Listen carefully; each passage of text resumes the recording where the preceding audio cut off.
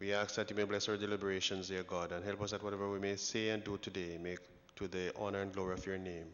These mercies we ask in Christ's name. Amen. Thank you. It's almost professional in nature. You could have a second calling. All right, members, we are going to, today we're taking the Ministry of Health and Wellness and the Ministry of Labor and Social Security, coming out of our discussions last week, and we're looking at the emergency expenditures for COVID, for the COVID-19 program.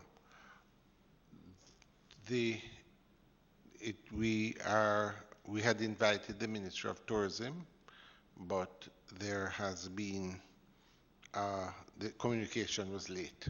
So I'm suggesting that we invite them, or we have, for next week. What I would suggest, members, we are really looking at the emergency expenditure. We could ask, Ms. Bailey, we could ask the ministry for a report on all the emergency expenditure, but we do know that some of the expenditure took place with the parish councils, certainly in 3 parishes, and I think it's important. I think what we are looking at is not just the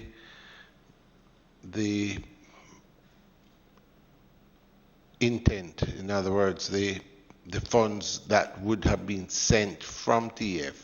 What we want to see is how it's executed by the agencies. So my suggestion is that the executing agencies, that would be the Ministry of Local Government, but specifically the parish councils of those parishes. So what we would do is ask the Ministry of Tourism to let us know what the emergency expenditures have been. We'll look at the report, and I will empower the secretary to the committee to invite those executing agencies or departments that are involved in the expenditure. Is that okay with the members? Chair, their expenses would be concentrated in the tourism-related areas. Well, we will see what the emergency expenditures are.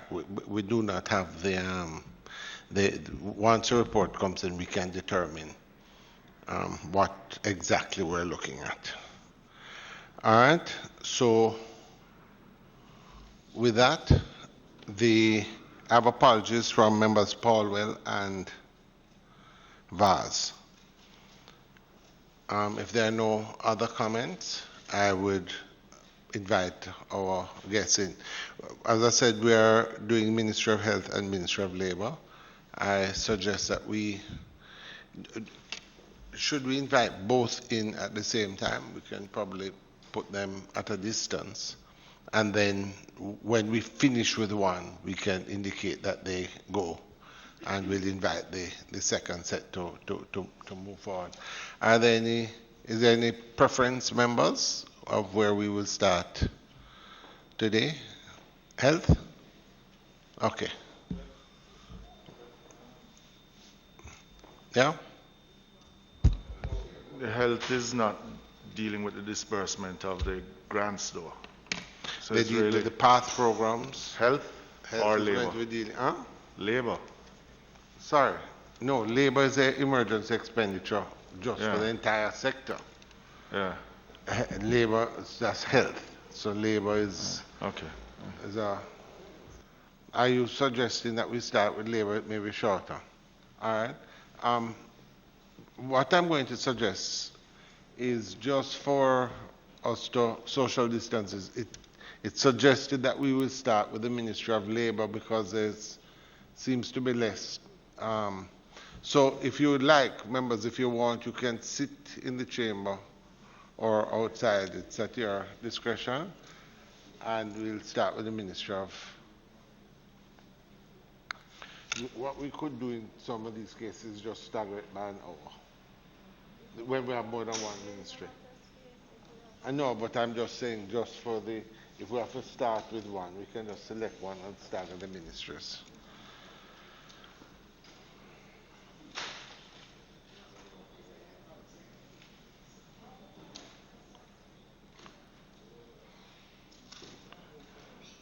Ms. Roberts-Ruzen, how are you? All right. Members from the Ministry of Labor and Social Security, welcome to PAAC. We're just briefly or quickly looking at the expenditures that are taking place now, certainly over the last 2 months, the changes you have made with regard to the threat, the COVID threat, and just to hear from you how you're dealing with it. There's also, you're going to be intricately involved in the next phase, so just to get your level of preparedness and therefore. So with that, I turn it over to you. You can introduce your team and you Okay. can proceed. All right. Thank you, Chairman. Good morning, members. To introduce my team, to my left, I have Ms. Suzette Morris, Director of Social Security, and beside her, Mrs. Audrey Dare-Williams, Chief Technical Director in the Ministry on the Social Security side, Mr. Jason Anderson. Is it the rose among the thorns, Mr. Anderson? Our Principal Financial Officer. And behind me, we have Mrs. Elsa Marks-Willis, Project Director for the PATH program. So just as a background, and just to reiterate for the members that the Ministry of Labor and Social Security chairs the Humanitarian Assistance Committee under the National Disaster Response Mechanism. And based on our role under that committee, we were the ones when we had the first quarantine community of Bull Bay that provided the sort of weekly food and sanitation packages to that community, and we continue to do that. We did it for corn peas, and we continue to work very closely with the Ministry of Health.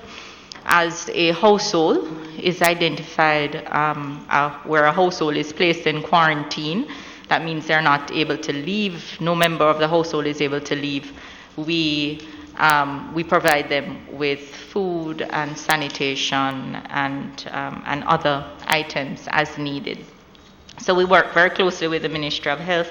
That doesn't mean that, Chairman, that as we execute our role, if we come across or persons are referred to us as in need of assistance, it doesn't mean that we do not provide that assistance. We still continue to do our humanitarian assistance. To date, but before I go on to the figures, in addition, we have been placing a lot of emphasis on the elderly. The ministry has a feeding program through the National Council for Senior Citizens, and that feeding program has not been able to provide the usual cooked meals, what we now do, because of course social distancing, you can't have the seniors coming out on a daily basis. So what we now do is that we provide the seniors with a food package that lasts them for about a week or so, and we continue to provide that. So we've been doing that as well as persons with disabilities. We have been trying to place special emphasis on those two particular groups as we execute our work. So to date, we have provided over approximately 12,000 welfare packages to over 8,000 families. And the packages, we do have a number of different types of packages. The basic package, which is a food and a hygiene package. And based on donations that we get, we do provide special packages such as children's packages, because we do get donations, for example, snacks and so forth. And we do special packages, so for households with children, we provide them, along with water and juices and so forth. To date, in the last financial year, of course, our COVID response started towards the middle of March, thereabout. And in the last financial year, primarily in the month of March, we spent approximately $23 million on supplies. And so far, for the month of April, and we're still counting, we have spent approximately a little over $28 million in the month of April. We have another almost $15 million that is expected to be committed before the end of April. So if I were to add that to the 28 million, we're about 43 million in the month of April alone. I must add, Chairman and members, that the ministry has benefited greatly from donations from a number of corporate entities. This is inclusive of donations, or? No, exclusive of donations. We have benefited from a number of donations from primarily Food for the Poor has been there with us from day one. We have gotten quite a bit of things, mainly rice and peas from them. We've gotten a few other things, but the bulk of the donation. And we have gotten some donations from a number of other private sector companies. And that's in addition. And that is in addition to the figures that I just gave you.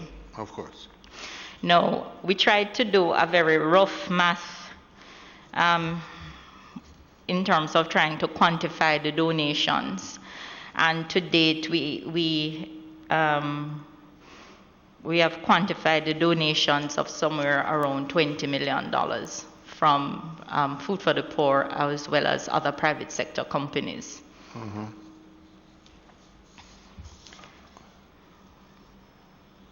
So you would say that to date you have spent the 43 plus the 20 million plus the 20, 63 23 in last plus financial the 23, so that would be 66 plus 20, 86. Right. Roughly 86 million has been spent today.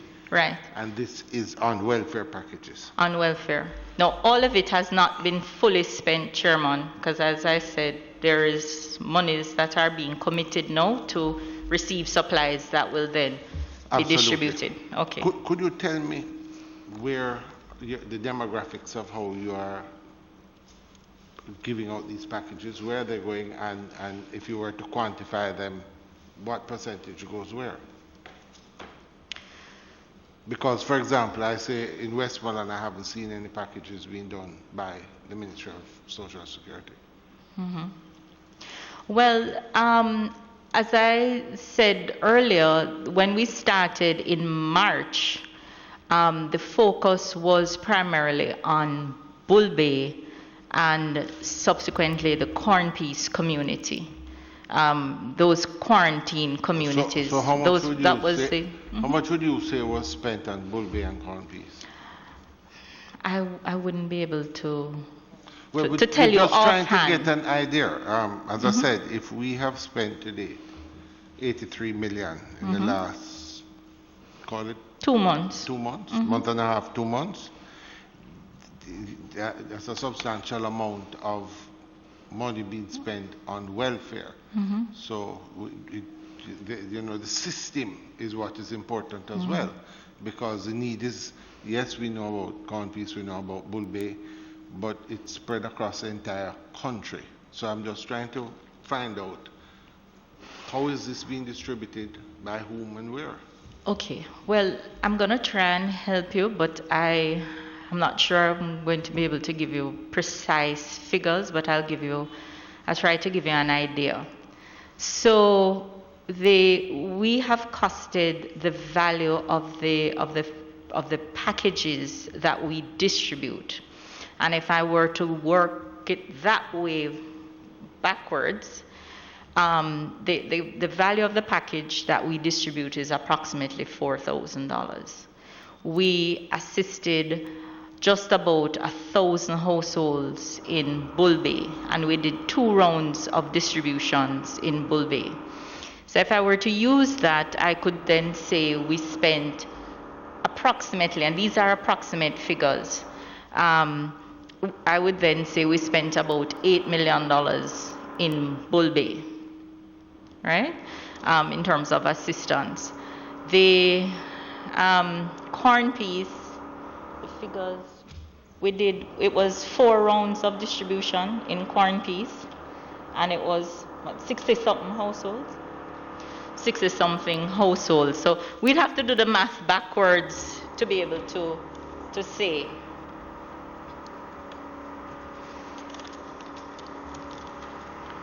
So well, I'm just saying. No, remember, Chairman, I said the 83 million, right? A good amount of that for April is committed. We have not yet received those goods to distribute, right? Because there is a procurement process and the receive and distribution, right? Yeah, Pierce, what I'm getting at, you said Bull Bay is 1,000 people, right? And corn piece is less, 60. But, 60. But you started the presentation by saying that you have done 12,000 welfare packages, right? And over 8,000 families, right? What I'm saying is that this You'd like a parish program breakdown? is something which every member of parliament here, we're suffering trying to assist. As members of parliament, there's so much we can do. There are other institutions, the councillors and others that are involved, but the Ministry of Labour and Social Security has a primary role, as far as I'm concerned, between yourselves and the Poor Relief Office at the Ministry of Local Government. Sorry? The Poor Repeat that Relief last Officers. part, I didn't hear you. I said, between yourselves and the Poor Relief Officers at the Ministry of Local Government, in the parish councils, have a critical role. So you would feel that this rollout now for the institutional poor, the persons who are on record as poor, who are, so I'm just saying, we've ramped up. We're expected in 2 months to spend 83 million. There must be some systematic manner in which this is being dealt with. Corn piece and Bull Bay are 2 small isolated areas, but it's a lot of resources. I want to know what's the plan for the national response. Oh, you're asking me about the plan for the national response? No, not the care. I'm talking out of what you have in your welfare packages, because what is happening is all of us are inundated by persons, especially the elderly, the shut-ins, who have real issues, and we would have thought that there was a systematic response. These funds that were here, we thought something is going to Manchester, something going to St. Elizabeth, something to St. James, that there's a program and that we have dealt with 800 people in Westmoreland, and this is how we're doing it within this emergency response. That's what I'm trying to. So Chairman, maybe I wasn't clear in the beginning when I was trying to explain the 8,000. So yes, we have corn piece and we have Bull Bay. And as I said, we have been working with the Ministry of Health. As long as a household is identified in quarantine, we provide assistance, a care package to that household, and usually it's 2 or 3 rounds of assistance, right? I can get the figures for you on a parish breakdown later. That was one strategy. The second strategy was through the National Council for Senior Citizens, where we have a number of senior citizens who are registered. The National Council... That is in any special demographics, or is that a general? Senior citizens. Yes, but is it something that's based in the corporate era, based in St. James? Is there? I'm not certain. I'm trying to see information. Island-wide. Okay, so they have a database.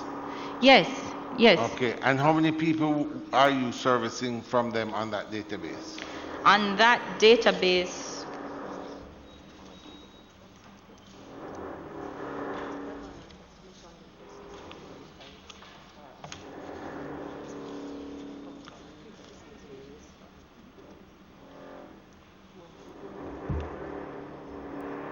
give me 1 second, Chairman.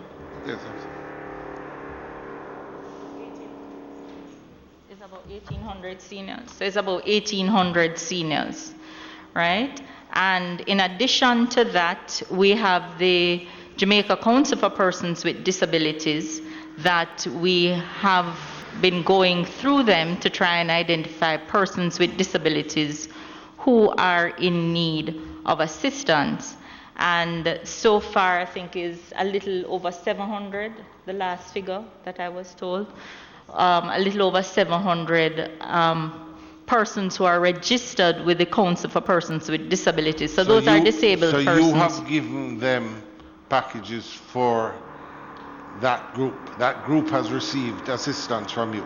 Yes, yes, yes. And it is. In other words, the 700 that you have registered would have received yes, a package each. Yes, so what I'm telling you are the packages that we have distributed, not the numbers registered, because we have a lot more registered. But we have to ensure that we identify those who are in need, because registration doesn't necessarily mean that equates to need. All right? So, so we have 700 plus. As we get requests from various parts, we do provide assistance. Now, what I will say, member, is that we are working out an expanded strategy because we realize that when COVID-19 started, I don't think any of us would think that 6 weeks down the line that we would still be at this point. Things are evolving daily, and it would seem that COVID is going to be here for quite a while. So within the ministry, we have been revising our strategy. So initially, it was a more targeted strategy in terms of the quarantine communities, the quarantine households, those special groups that we know are highly vulnerable, or senior citizens or persons with disabilities, other persons in need who have been referred to us. We are in the process of finalizing a data collection instrument that we will be disseminating to our partners, including as well as members of parliament, to submit to us the names, certain biodata information, of course, of persons who are deemed in need of assistance, and we will then roll out. So a lot of the... Repeat, I think that's an important point you're making, because this is where I'm going with this program. A lot of the persons who are giving assistance to the ministry, corporate, etc., and you indicated that you have monetized it, you have put a value on it of about 20 million, plus the funds that you have gotten in addition. What we're really looking at is a national response. I understand that you're going after more vulnerable, you indicated the seniors, the persons with disabilities. And I think importantly, what you really have, you have offices in every parish. Right. And those offices are fully manned with persons who are equipped and have a long-standing relationship with those in need. Yes, and they have been responding, through Chairman. the Department of Social Security. So what I'm saying is that we need to be aware of what that response is, so that in the response of all the different agencies and departments is coordinated. Because you may be helping the same group that Member Phillips is helping, which is maybe the same group that the church is helping. If there's no coordinated effort, you're going to find some will get a lot of help, others will get none. There has to be a proper organizational structure in place. So what I'm trying to understand here is so from my perspective, just looking at Westmoreland with the need we have, and we have seen all of this, I would say, has Westmoreland gotten through the ministry additional resources to assist with the response to COVID? And if so, how much? What about Manchester? What about St. Elizabeth? Every parish, chairman, have gotten resources from the center. Well, that's what I'm trying to get at. And you have any ideas you're able to quantify those resources they've gotten from the center? Yeah, yes, I'll come to you, Mama. For you want me to quantify for Westmoreland? Since you have a particular we want an interest? example. St. Elizabeth, Manchester. I can give you Westmoreland because Westmoreland is just an idea of the increase in expenditure for COVID. Right. So far I can speak of Westmoreland. They have gotten a little over 2 million. I think it was about 2.1 million since late last week into early this week to respond. And that response is to what? In other words, how is that response? That response, Chairman, is to do several things, but ultimately to identify the most needy who need care packages from us. And when I say to do several things, meaning first and foremost, once there's a household in quarantine, we have that mandate. So that's one thing they have to do. Absolutely. Right? And then secondly, to identify those within the parish who need support. All right. Member Phillips said. Chair, I just want to pick up where you left off, and just a suggestion also, because it is the same conversation I've been having in my own parish. In many instances, the Member of Parliament, the councillors are the first responders. And in your constituency, in mine, in all of us that are sitting here, if you don't have the controls, there's a lot of overlapping that takes place. So even with my own councillors, we sit down, we look at what they're giving from the local government, what we are giving to ensure, because the budget is tight, and I'm finding that a few agencies are doing other things, and then when you end up going inside, you're giving the same set of persons who have collected. I'm not saying anything to you, because they want. Right. So there has to be that coordination, but you have a database of pensioners that can be used, and because many of the pensioners out there, one, they're elderly persons, and two, what it is that they get as a pension is just not manageable normally outside of a COVID period, much less in a period like this. So being that the ministry is going to be doing a more wider distribution of food items to persons, that is one route that you can use. And then we will, once we get the list of names of who you're dealing with in each parish, then we can then vet it against our list to say, all right, the ministry will be doing these households every fortnight or once a month, whatever the case may be. But at least with the limited resources also, that we are getting the limited resources, that there's not that overlap. Because it is an issue out there, but if we, and many a times, agencies don't want to deal with the member of parliaments because it becomes political, but in a time like this, we are critical to the distribution. And I mean, anybody can take it the way that they want, but as much as trying to keep ourselves safe and our own families, if we are not on the ground right now, I can tell you things would go awry. And all we are asking is just for the agencies, be it your ministry or other ministries. We said it here to the Ministry of Finance last week. Just communicate with us. Let us know what is happening so we can assist. It doesn't matter to me if I get to distribute enough. I prefer you distributing it, but at least let us know who is getting the help, so that if we need to help or if we can give to another family, That's all we ask. Right.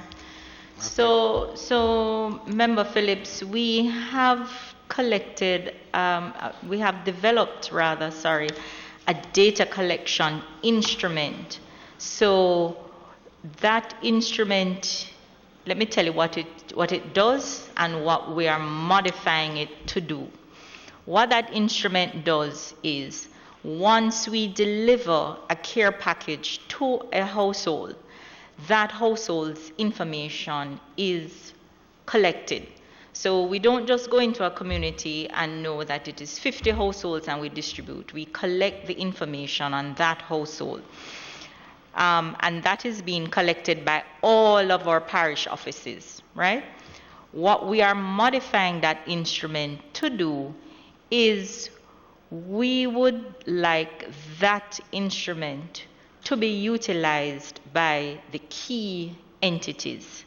For example, other than myself, local government is another key entity that is doing distribution, right? So we're modifying it to allow other partner agencies to be able to input, but it's taking a little bit of tweaking. No, that's one modification. The third modification that we're doing, which is what we want to, and I alluded to it earlier, which we want to open up now to members of parliament and members of the civil society, give us the names, certain biodata, information on the households that you may have come across who you deem are in need. We then can cross-check that against who we have assisted previously, and to ensure that we're not duplicating, and then provide the assistance if none has been provided before, or if something has been provided before, we may be able to say, well, this was provided 2 weeks ago or 3 weeks ago, we need to do another round of assistance. So that is one of the ways we're trying to sort of coordinate while ensuring that we are reaching the most vulnerable and not necessarily the greedy. But just a suggestion that the information flows both ways, because I said we are on the ground daily, where you may do a distribution once a month or so. But I mean, I got a call this morning, young lady, 39-year-old, 11 children. 39. I'm dead serious. Stop it. You know, and you have to respond to that. So when you come across that, Member Phillips, all you have to do is send that family, just give us the name, and we will, respond. Where you may respond next week, because I have to respond today to that situation. No, I'm Member Phillips, all of my parish offices are in a position to respond immediately. I am happy to hear that. I'm happy to hear that. No, the resources are not bottomless. Let me just No. Every parish office, as we speak now, has a certain minimum level that they maintain to be able to respond immediately. And why I said I want the information flow both ways is because once we have the information too, Member McNeil can say, well, all right, there are 20 that you have given, so I can give an additional 20. So I may send it to you and you say, all right, you have given, but you have on yours that I may be also having on my list. So it's just to coordinate and so that resources is spent much equitable across the board. And more efficiently.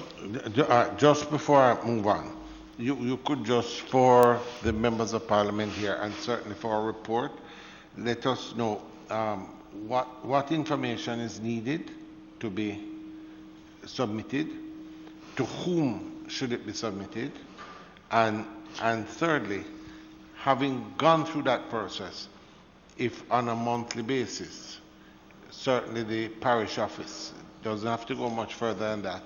If the parish office is able to just indicate who they're dispersing to, it would help coordinate the whole thing. So if you can give us that info. We're refining that data collection instrument, and we're going to send it out by the end of this week. So you should see it. All the members of parliament and our stakeholders, Red Cross, Salvation Army, and so forth, will get that by the end of this week.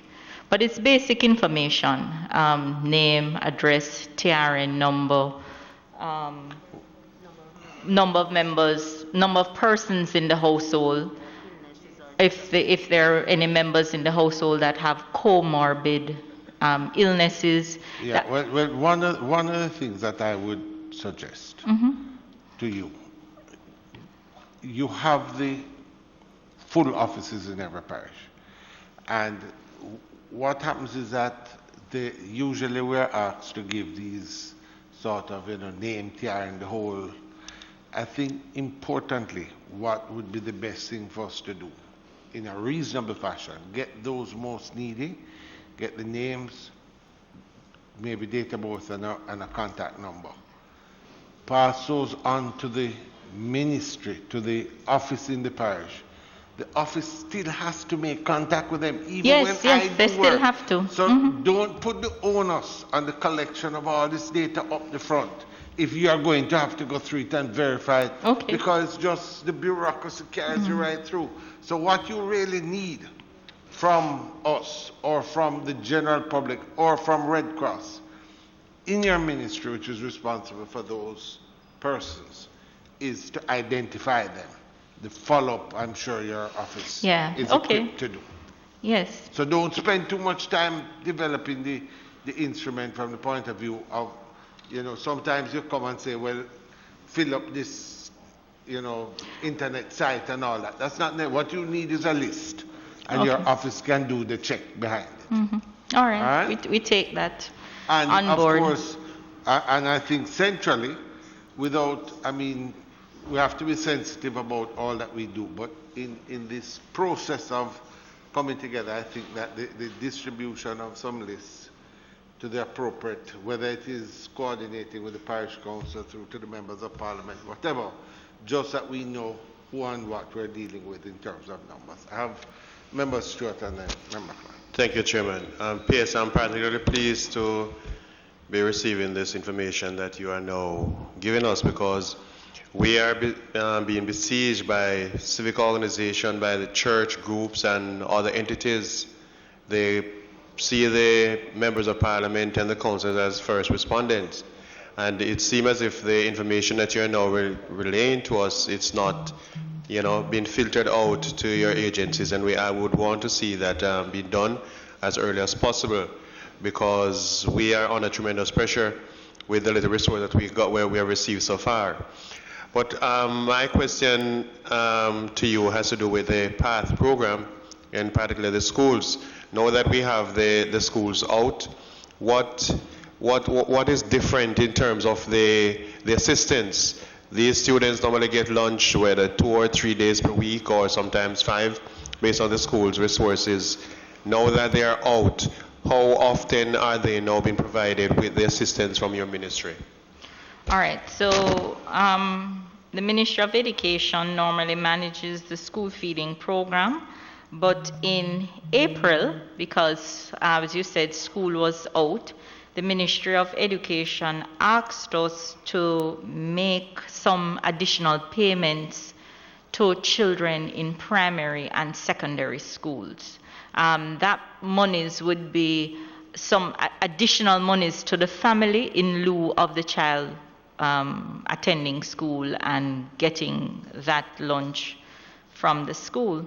So children at the primary level, each child in the household who was at the primary level got $1,200 additional on their payment.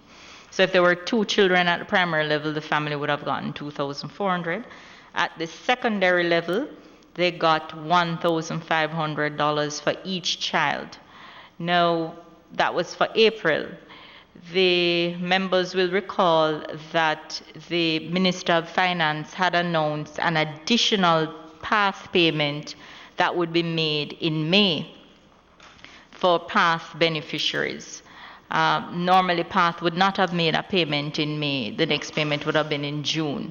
So the beneficiaries will receive an additional payment from us in May, and we're going to be doing a similar payment for education as well. The children in primary and secondary will receive $1,050 additional per child, and at the early childhood level, those are children grades age 3 to 5. For children 3 to 5 years old, will receive $1,700 in the May payment. So, you know, the families are getting that additional support. And as I said, May would not have been a typical month for payment. Additional. It's an additional. So in other words, they normally would have gotten how many payments for the year? 6 payments. Sorry? So they would have gotten 6 payments. Right. So each payment is a bi-monthly. Bi-monthly, right. So this year they're getting 7. Right, they'll get an additional one in May. Is something being done to sort of streamline the methodology of payment? Yes, it's something we are looking at. I mean, you would have heard of the issues and the sort of almost chaos that we had. Yes. At some earlier. post offices. Yes. And the real problem is you're dealing with largely your most vulnerable cohort. And so it's a question of how are you going to do that disbursement, because it makes no sense doing the same.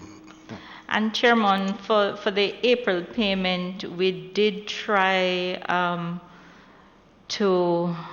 we did adjust in terms of the delivery to sort of encourage social distancing by making the payments available based on alphabetical, your surname. That was not didn't work. Adhered to in all instances. My office is beside the post office, and I looked across. So you see. I looked across and I was like, what's, you know, and then when I realized what was happening, I said, this cannot be the most efficient way for us to do it. So what we're doing now, Chairman, for the May payment, for the large post offices where we have more than 1,000 persons who collect at that post office, those persons will receive their payment through Paymaster. Now, those large post offices tend to be the ones in the urban center. So they will be able to get their payment through Paymaster. They will get cash, so they don't have to collect their check to then go to the then to go to the banks to encash. So we are going to be employing that strategy, as well as we will still also, Chairman, be limiting it to alphabetical. But what we will do is we will lengthen the period. So I think in May... Is it that everybody gets paid on the same day? No.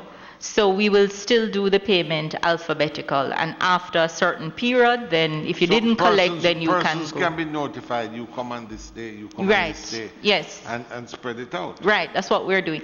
We did it in April, but I think the spread wasn't long enough. Sufficient. It was still too narrow. And then I think, Chairman, what happened in April is that the payment started just before Easter. And I think people needed their money for the long Easter break. So I think that also compounded. Let's hope we can, that the new system, and then we can evaluate it after. Member Clark, I think. Thank you very much, Mr. Chairman. Through you to Madam PS. This COVID-19 has created some amount of eye-openers, in the sense that we have been on the ground, as my colleague have been saying earlier, and we are finding out a lot of things more and more, especially those persons who are in dire need. If you understand my constituency, St. James Central, that takes up the heart of Montego Bay, which is the informal settlement, Canterbury, Rose Heights, Barnetley, in all of those areas that you would find persons who are very, very unfortunate or in an unfortunate situation. But you listen to them and you'll find the same story. Don't care how they try, they are unable to get on the path program. Now, from a layman point, as in the sense from where you sit, one look at the surrounding tells you exactly that there's no way, whatever the criteria are, that this person or these person would be unable or would not be able to get onto the program. But they give you some horror story, and you don't even want to repeat some of them. I just want to get from you how, now that we are in a partnership, so to speak, or a closer partner, working partnership, because of the COVID situation, how best can we work together to make those who really need to be on part get a chance to be on part? Because I do know that you have officers that go out, but again, the questions that the resident will tell you that are asked of them and the answers that are given, you cannot understand why is it that it is not happening. But I also overheard my counterpart whispering across the floor to say, can we or can you create a template, a document that the 63 of us in Parliament will be given as a first assessment of persons, and we'll submit it directly to your office, and then your personnel, your officers will now have a direct line to the persons who are so needed, and then you now can do your second assessment to take them into that fold. Member Clark, let me fulfill this statement, and Pierce, let me be very clear with you. Part of the problem that many of us face, and I'm speaking from personal experience, you meet cases that are without a doubt in need. Persons that you look at it and say, wow, you transmit this information to the local office, and that's the end of that. Nothing happens. And then you hear there are no resources, we have no method of responding, and so you really have a problem. I don't know, I see you look at me with some consternation. Is there any member of Parliament here who has not had that experience?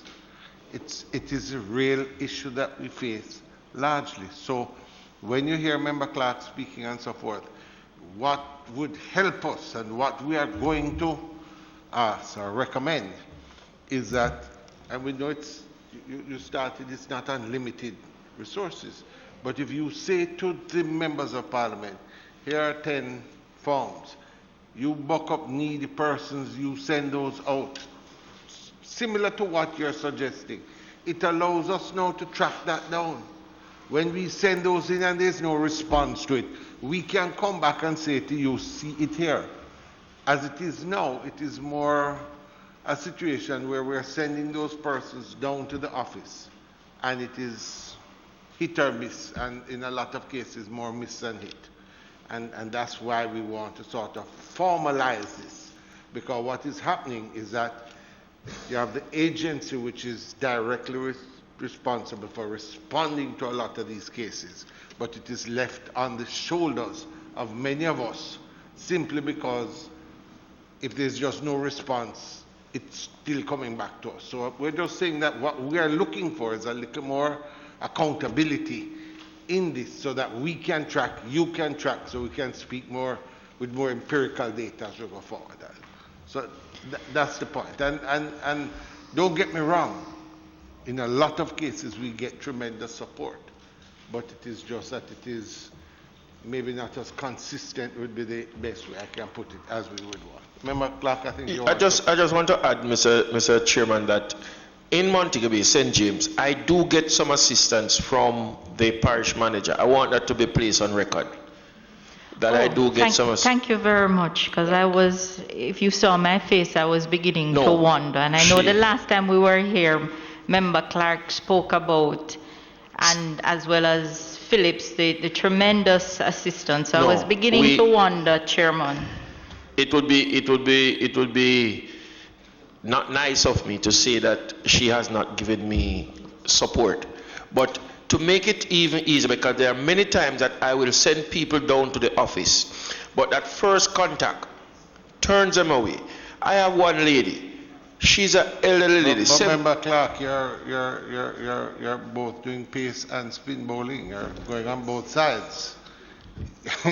the point, which was really the point I'm making, that in a lot of cases it's hit or miss. Chairman, just let me get it right.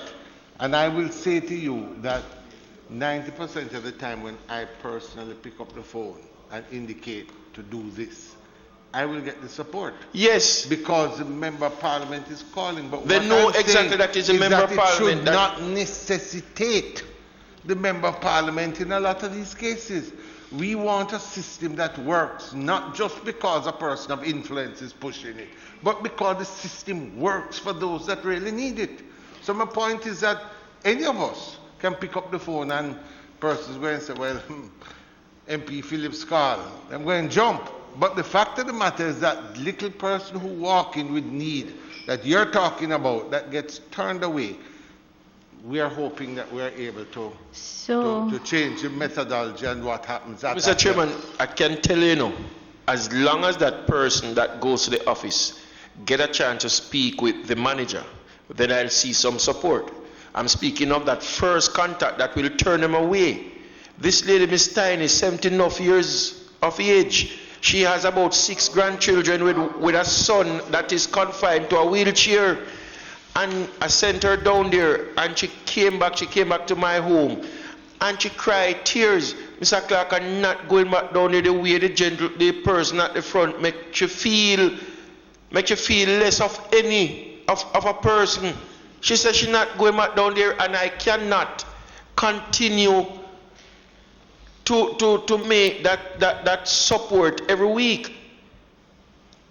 I think our point is made. I hear you, member, and what that says to me is that while we're working, we have some work to do, especially with our frontline staff. And so we will take that. Exactly is where we're going. And I have found that once you have some element of accountability at that level, it changes. Right. What I want to say, though, Chairman, is that yes, the MPs may be someone of influence, but the MPs are also on the ground. So while you're a person of influence, we take that the fact that because you're on the ground, that you will come across persons that our officers may not necessarily come across, and so that is why the information from you and the members of this House are very important. Perfect. I would like to also add, though, that the ministry has procured, and we're in the process of retrofitting 3 coasters, and we have started. One was turned over last week to begin the retrofitting.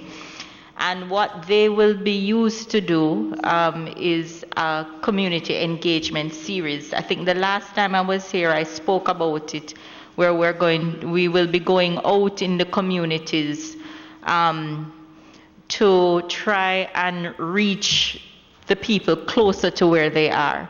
So, members, if you, as we get over COVID and we get to, what we are going to be doing is working with the MPs and the councillors to say we're going to set up a day where we're coming into this community, get your people who are not on the program, who should be there, coming out, and let us do the application process right there and try and target some persons. Members, I was sort of aiming to give each ministry an hour, so that we don't allow. But before I I mean, if there are other questions, obviously, but before I go, I think there's one issue that we couldn't leave here without touching on, and that's the farm work program. You know, I hear pronouncements everywhere. The program is in place, and then you hear that, you know, immigration has stopped except for those visas, different things. Is there a general sentiment, because many of us, or all of us in here, had made some recommendations. There are persons out there who are very interested, but there would be a real need for information. How are we proceeding with that program? So for both the Canadian and the US program, with the closures of the various borders and the travel restrictions, it had put a sort of pause on the programs. With the reopening of the border with Canada, because you will recall, if members were following the news, that the Canadian government closed the border, and then maybe about a week or so later, they reopened it for certain categories of persons, and agricultural workers was one of those. So since I think it was April 1st, I may be wrong, maybe off by a day or two. 3 weeks ago, roughly, yes. 3 weeks ago, roughly, we started sending workers back to Canada. Now, one of the, as well as the United States, very much more limited for the United States. So you have had, about how many workers would you say have gone to Canada and how many to the US in the last 3 weeks? In the last 3 weeks, I would say it is close to 3,000. Between them? Between the both programs that would have gone. No, that's a significant reduction from previously. Because the previous years would have been, if you were to estimate. So on an annual basis between both the US and Canada, we send somewhere between 14 and 15,000 workers each year. Severely, yes. As to be expected. Mind you though, Chairman, workers would have traveled previously. So if I were to add the workers who had traveled previously, maybe it's another 2,000 something. So maybe, give or take, it's maybe close to 6,000 in all that have traveled so far. Yeah, maybe a little less than that, but somewhere around there. And they're since January. And they're working. There's no urge to bring them back. No, they're working. Absolutely. No, there are some changes this year to the program because of the travel restrictions and COVID. In that, only workers who have traveled before can travel. So that has no new worker. And that will be so for the rest of the year, unless it stands now. As it stands now, unless there are changes with both the US and Canada. And why are we not sending new workers? A number of reasons. One, the new workers have to be fingerprinted and interviewed by the embassy and the High Commission. Because of COVID-19, they're not doing that, right? So that primarily, along with the challenges with the police record, are the two reasons why we're not sending new workers, right? The High Commission, they have scaled back their operation. The staff is working out of Ottawa, primarily. So the applications that they're getting them, electronically.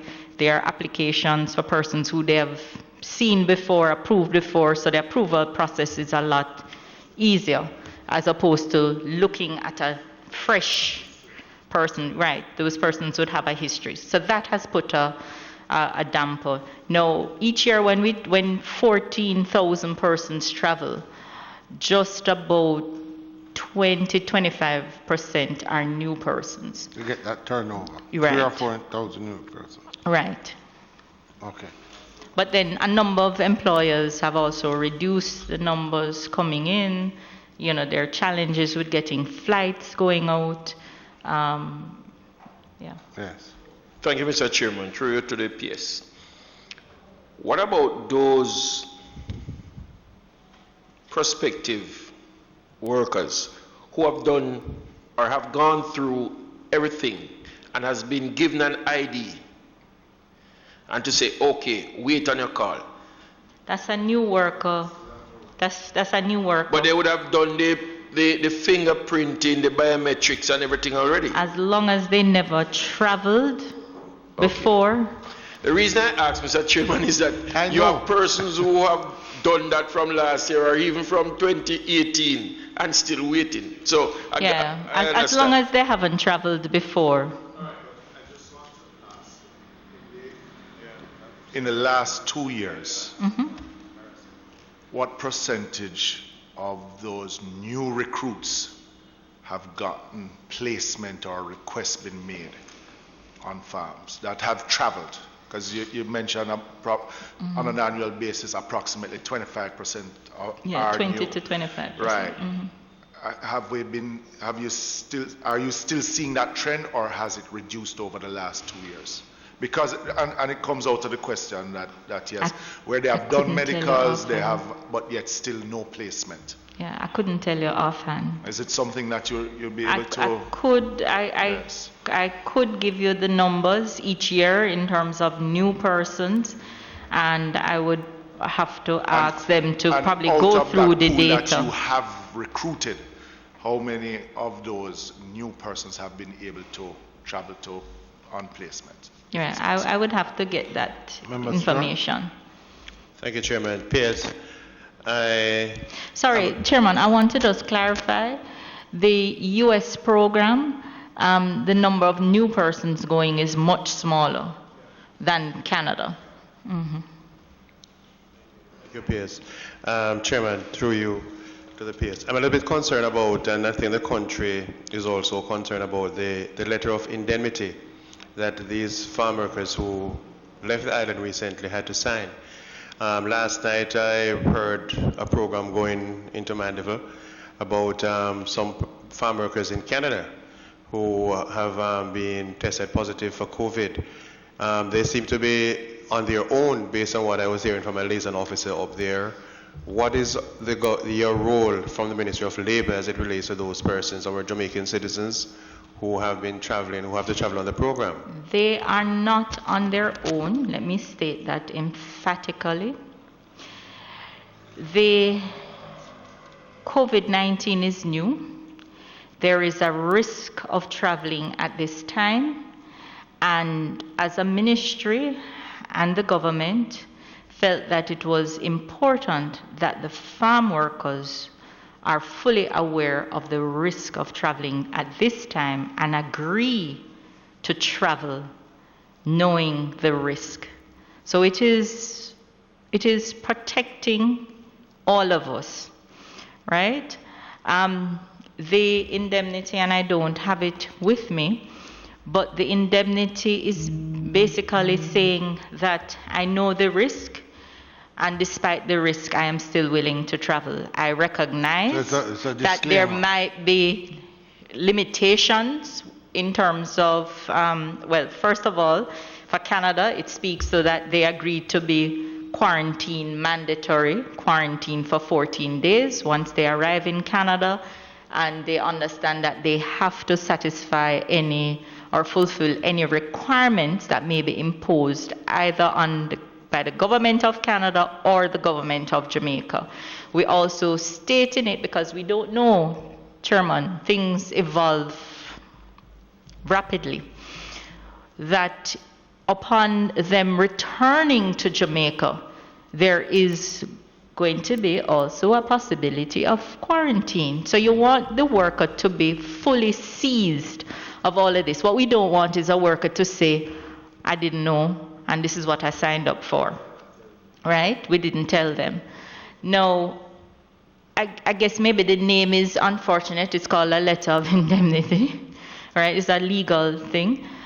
In it, we do outline that the workers are covered, because it varies according to province in Canada, that the workers are covered they are covered under the employer's insurance as well as the other insurance scheme that they participate in that we provide, the liaison service provides in Canada.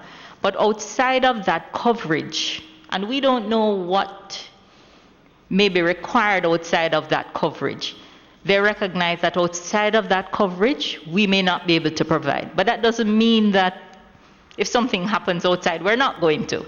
But they have to be aware that of the risk involved. And that's all the document was trying to. But I'd be happy to share it with you if you want to look at it. All right, members, if there are any other questions, so we will, I think. Chairman, can I just say that we do have workers, after we have explained to them the risk involved in traveling, who opt not to travel. And I think that is important because we do not want anybody to feel, we know that the farm work program is a household name in Jamaica. And we don't want anybody to feel that they have to travel when they get that call. If you are not comfortable with traveling at this time, it's not going to be held against you, right? And you don't have to go. But we want people going on their own volition. Just as a final point, and just coming back to that assistance from each parish office, just if it is possible, as saying earlier, if a form could be given to each member of parliament, even a limited amount, to say that you have 6, can you recommend, just in our movements, okay. Because if these packages that you are proposing from the ministry, if it is something like every 2 weeks, just like that young lady, you give her 2 packages now, but that can probably be a week for that size family. But if we see some, especially those in the older category, and for families that are large, that we can make, just fill out the form, give you all the information, pass it on to your parish office, and then they can take it from there. Okay. So just a suggestion, yes. just for smooth. Okay? Yes. All right, Pierce, thank you to you and your team. Thank you. And you're involved, you're going to be involved in what section of the care? Which is there a specific PATH program, and I believe the PATH? I believe Obviously. yesterday 1.1 billion for PATH, and I believe yesterday the Minister of Finance may have spoken to a 40 million to assist persons with disabilities. So that is. Okay. So you're going to specifically be dealing with, in your response, PATH. That is the critical area of your outlay, financial. And of course, some of these Chairman, packages. I want to make sure I'm not misunderstanding your question and giving you the wrong answer.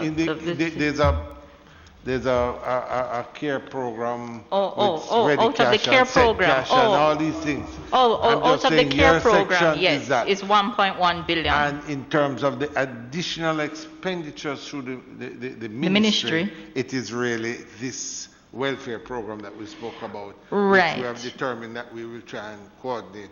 Yes. And yes. But that's not part of the care. That's part of separate. That's separate. Absolutely. Yes. Okay. All right. All right. Thank So we understand. Thank you, Pierce. Okay. Thank you, team.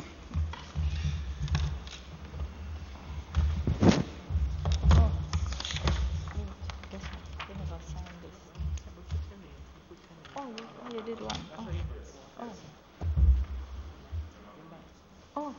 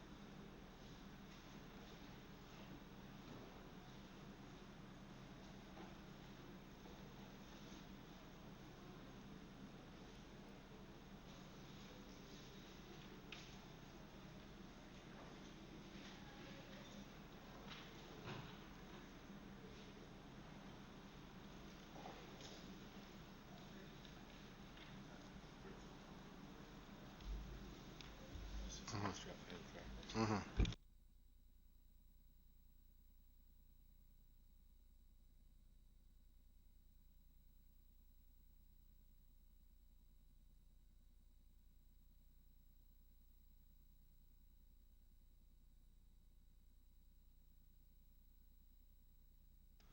So Brian, how are you?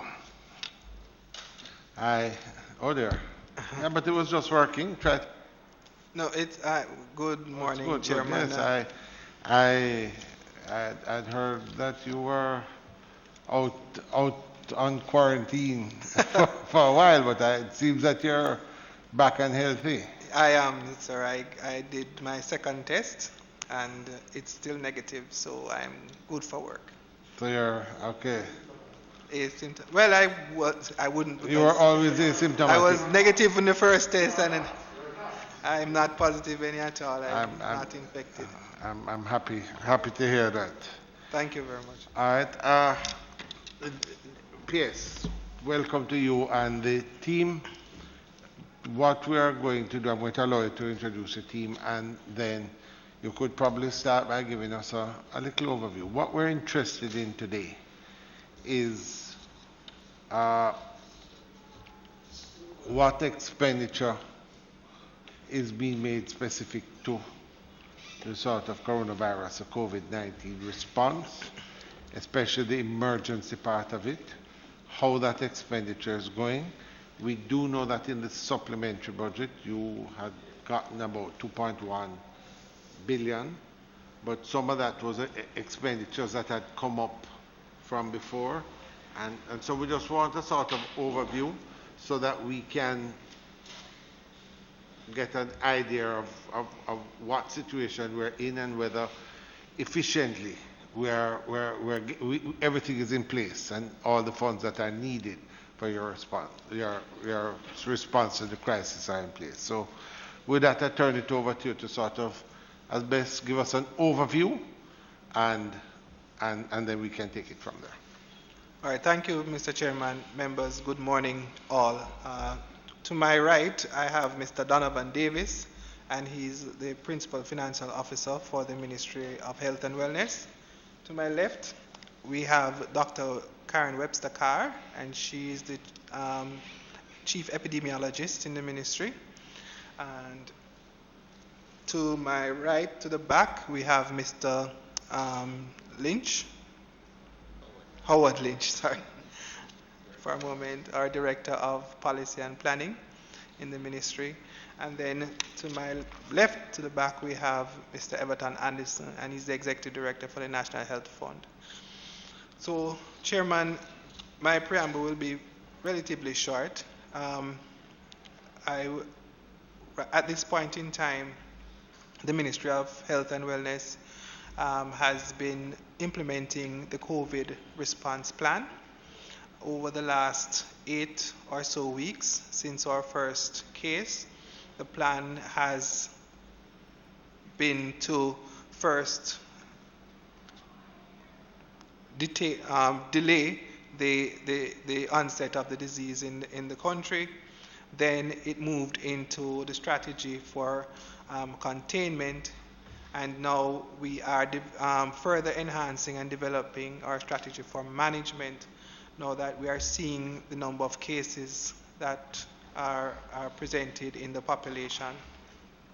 Over this period, the ministry has prepared health facilities to respond to the clinical need of the population, and we have also prepared the primary healthcare system to deliver services in terms of contact tracing and in terms of the surveillance transactions that need to occur for the proper containment and management of the epidemic.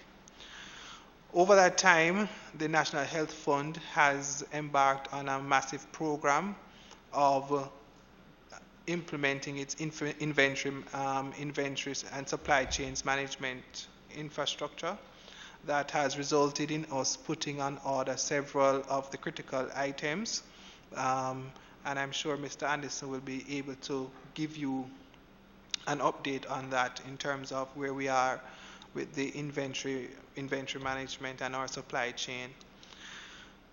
The ministry has also embarked on a strategic program of containment where we have sought to ensure that persons who need to be quarantined are quarantined, persons who need to be isolated are isolated.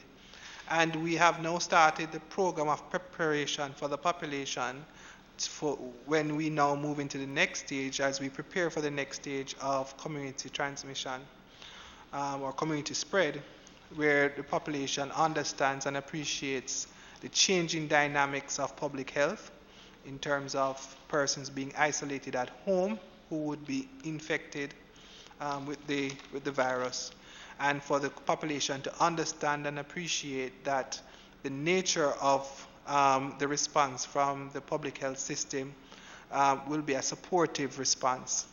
So persons will come to a hospital at that stage, and they will not necessarily be admitted as what we are doing now.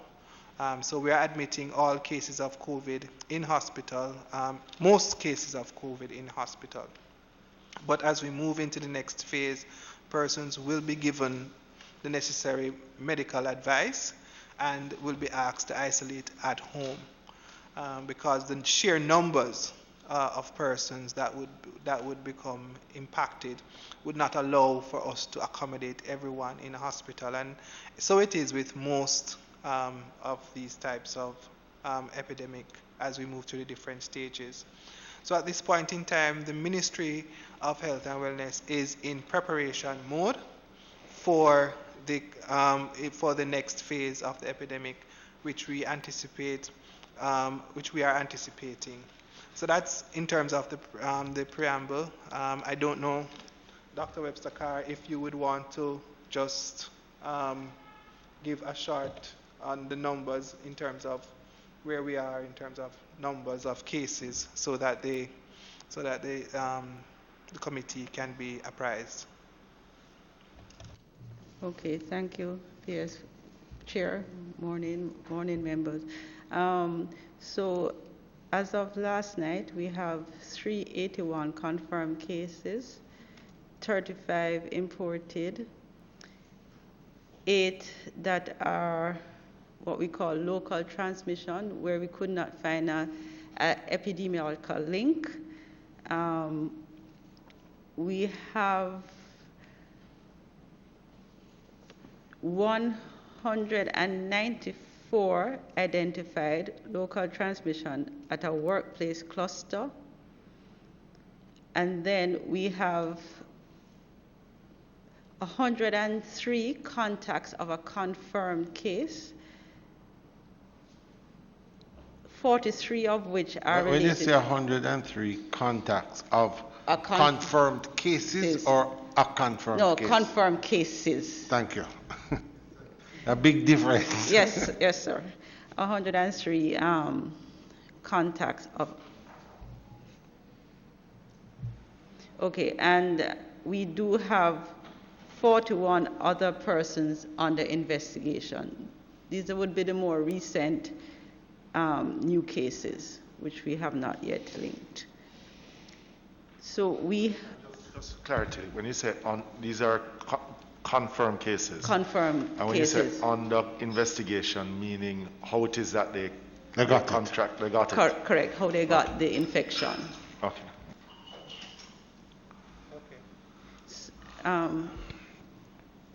We have 345 persons isolated. We have had 7 deaths, and we have 29 persons who have recovered. How many? 29 persons who have recovered. Those are the ones that were symptomatic. Right, so these persons who tested positive, whether symptomatic or not, they were tested positive. They have been isolated for a period, and then they would have done samples, and at least 2 samples have been negative, consecutive samples negative. Okay. So those will be classified as recovered. I think those are the general numbers. I have to say this though, Pierce. You were here, I think, 6 weeks ago, or when we did the last supplementary, and your principal medical officer was here, and we had a long discussion about masks. I see you laughing, and I made the point at that time that we should all be wearing masks, and whether the ministry had gone out and done a procurement. And your principal medical officer gave me a bit of a dressing down that that was not the way to go.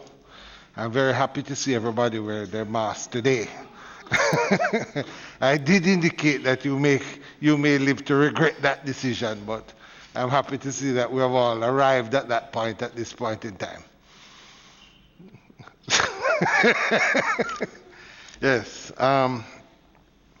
There's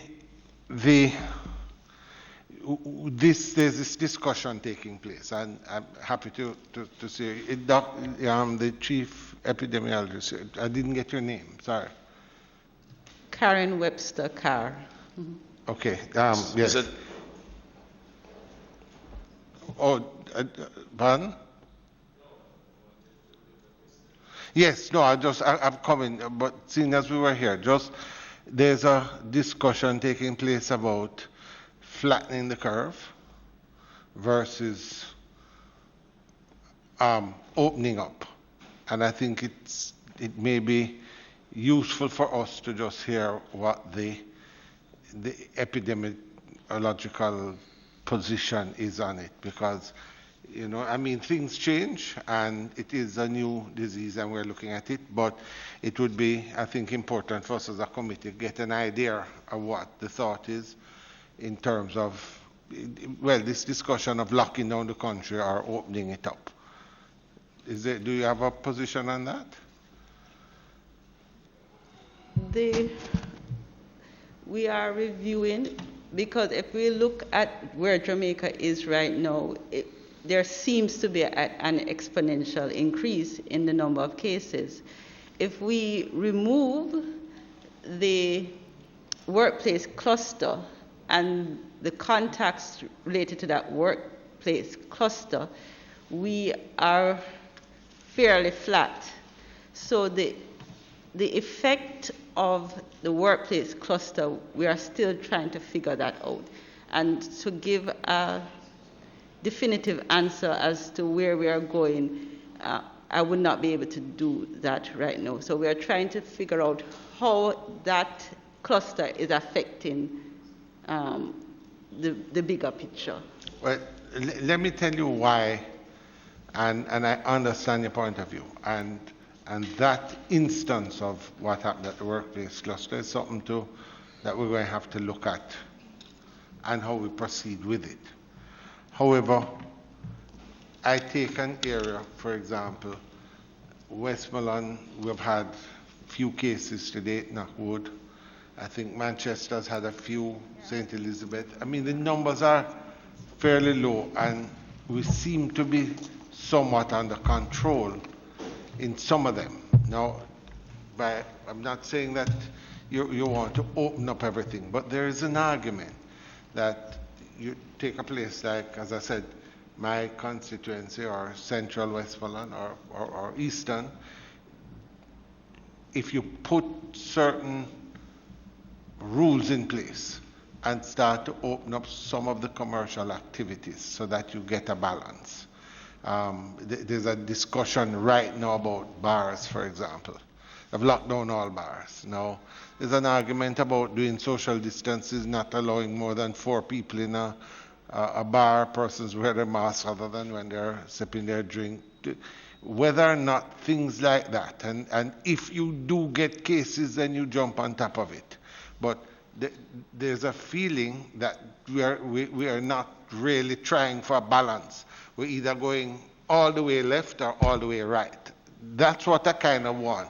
I understand that there are issues such as what has happened in St. Catherine, etc. But I want to know what your general feeling is in a general sense, because quite frankly, I don't know. you know, the horse is starving. I take your point, Chairman, but I think as civil servants, you're asking us really a policy question. And I am always cautious about responding to a policy question from a place where we have not received policy instructions. And so I would want to be cautious around responding to you until that policy conversation has been had, and that we are able to properly anchor our answers within the context of what our policy instructions are. While understanding what you're saying and agreeing, I'm sort of asking more from a point of view, not just policy, but basically from the specialist point of view of how one deals with something like this, not with specific cases, but in a general instance. Because, as I said, we are all involved in policy in one way, shape, or form. No, but and therefore the information is undiluted, is good for us. Absolutely, Chairman. But you'd appreciate that there are always diverging views, even within the technical team. You have diverging views on these types of operations, and therefore, I am still cautious. All right. For now, we'll leave it there. Okay. And we may come back on the fringe of it later, but let us move on. Member Clark. Thank you very much, Mr. Chairman. Let me first say how appreciative, and I can speak for the constituency of St. James Central, we are to the minister himself, the PS of the ministry staff. They have been doing yeoman's work where this thing is concerned, and I don't know how much more we can express our appreciation for the work that you continue to do. We are also happy that you are not one of the numbers. And therefore, Mr. Chairman, the only question I have at this point is that we have been getting assistance from private sectors. In the case of St. James, the Chinese families have been doing quite a number for us. They have stepped up to the plate and they're doing a lot. They, not understanding how it works within the system, so to speak, they have gone ahead and they have imported some numbers of testing kits and some other stuff. And they are now asking how best that the duty could be weighed, because they're bringing it in to be given away just the same. What is a process or what is a procedure that they would have to undertake to get to the point of clearing the goods with a waiver? Okay, so the normal process is that the application would go through the Standards and Regulations Division of the Ministry of Health and Wellness, and then based on that application, an assessment would be made, and then the approvals would be given for the clearance of the good. And then what we would do is make a request of the foundation, the Health and Wellness Foundation, and then Health and Wellness Foundation would then, because of their status as a charitable organization, they would get the exemptions for it. However, at this point in time, the Ministry of Health and Wellness has taken a position that at this point in time, we are not allowing, save and except, the public health system from importing test kits, because we are still trying to manage the disease from a public health interaction rather than from a wholesale operation. the testing regimen at this point in time, and I'm sure Dr. Webster-Carr will back me up on this, is primarily around trying to get a public health response. What we don't want to have happen in the population at this stage of the epidemic is that persons test, they are positive, and we don't know. We want to be aware and we want to be as certain of every positive person in the population at this stage of the epidemic so that we can either quarantine, isolate, or treat. Now, if there are persons in the population who are doing their tests privately and we are not able to do any of those operations, it presents itself with a problem for the public health response because we are not able to manage that case from the resources that we have in terms of contact tracing, knowing how you got it, where you got it, who you came into contact with, where did you go, so that we can then respond in that way. So at this stage of the epidemic, we try to manage all of it. But I just want the Dr. Webster-Carr to... Before Doc answers, I must hasten to say it wasn't imported for private use. It was imported to be donated to the medical, our medical team. Okay. So that's why they asked about the situation. Okay, well, if that is the case, then sure. What I would want to also say, PS. Well, hold on. Why don't you just finish off the point? No, man, what you can do is give them the contact. And I was about to say to you that Sir Anderson, NHF, we share some commonalities. We went to the same school. Unfortunate, okay. Very fortunate. And we won't bother go there now. But we went to the same school and I've shared information with him. I'm going to ask him if he could just liaison with you and pass information to you. So he has the information. All right. Just one point to make. These are probably antibody kits and would not be used for diagnostics.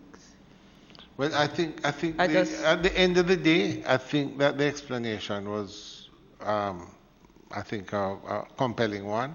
And what would be the best thing to do is simply anything that comes in to deal with testing should really go to the Ministry of Health, and then you can determine the extent to which it's effective, useful, or not. So I think if we get that, Mr. Chairman, I think the idea of sharing information from Mr. Anderson to PS is what is needed at this time for me to say to them, because I have to give them some answers excellent. Right. Yes. All right. Member Stewart?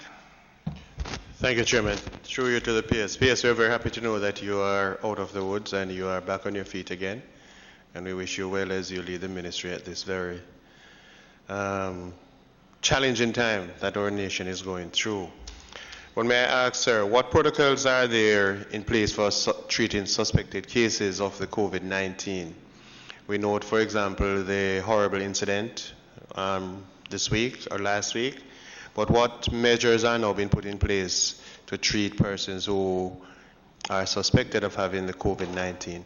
And secondly, looking down the road as an educator, are there any plans in the pipeline to test our children and teachers for the COVID-19 before school resumes?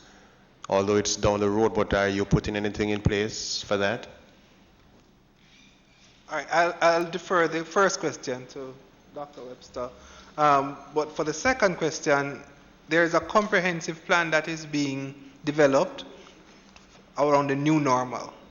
And it's not new normal for schools only, it's new normal for the entire country, because COVID will be with us for some time.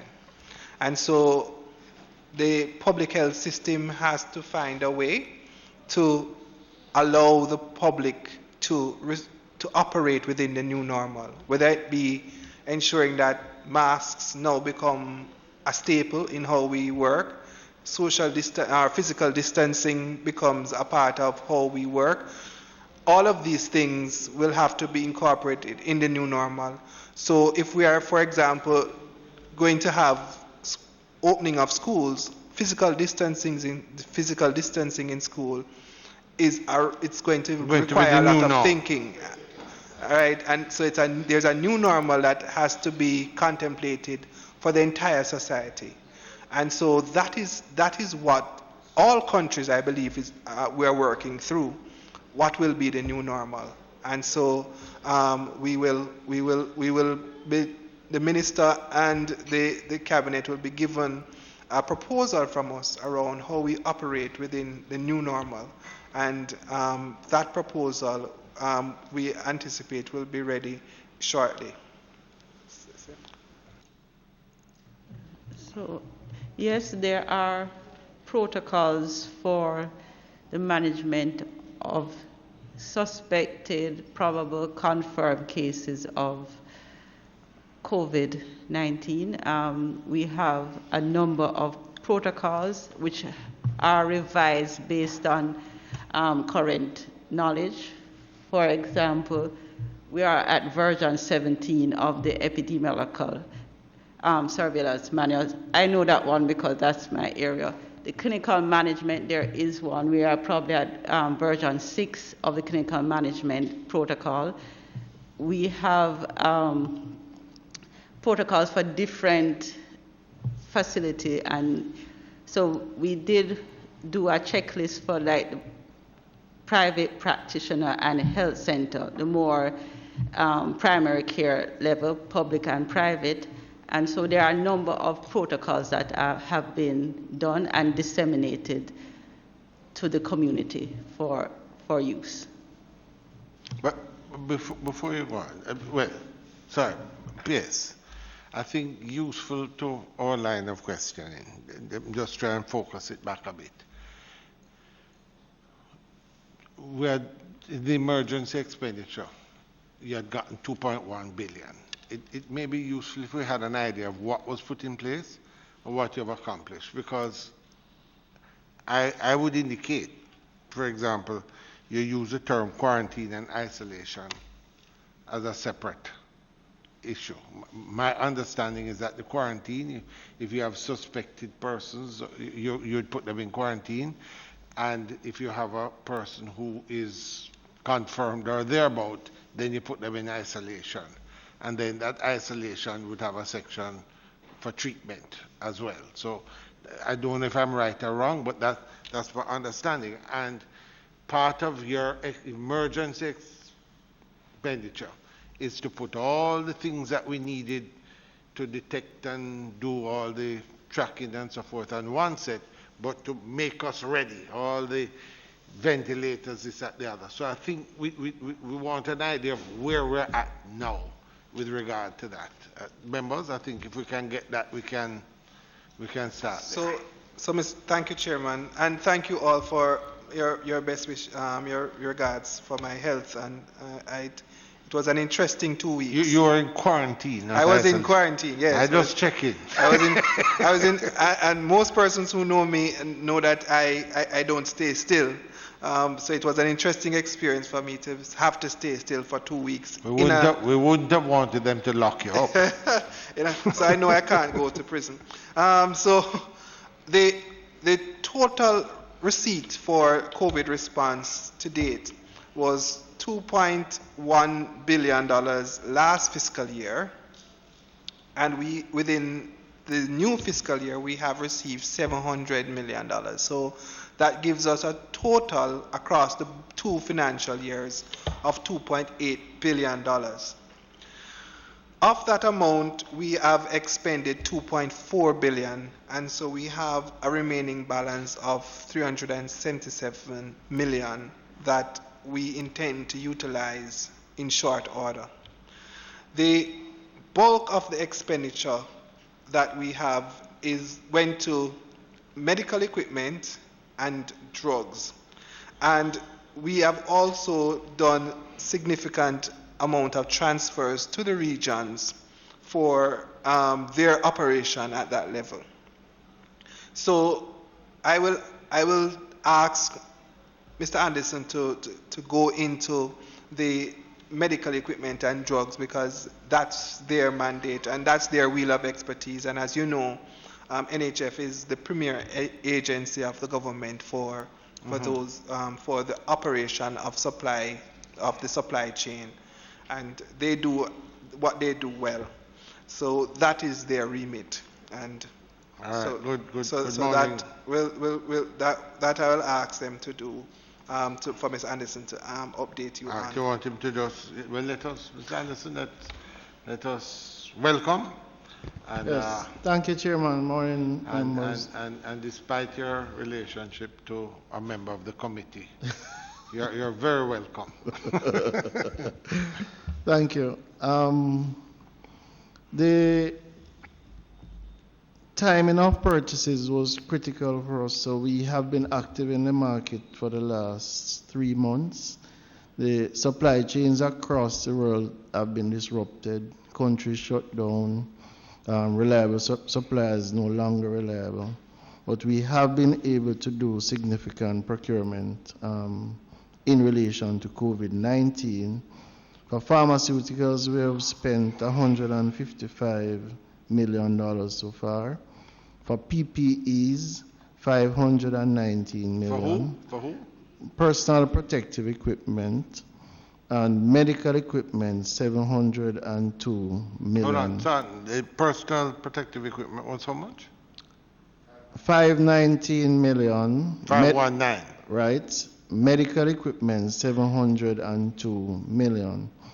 In terms of breakdown, the medical equipment would include items like ventilators, monitors, mobile X-ray machines, defibrillators, ECG machines, and suction machines.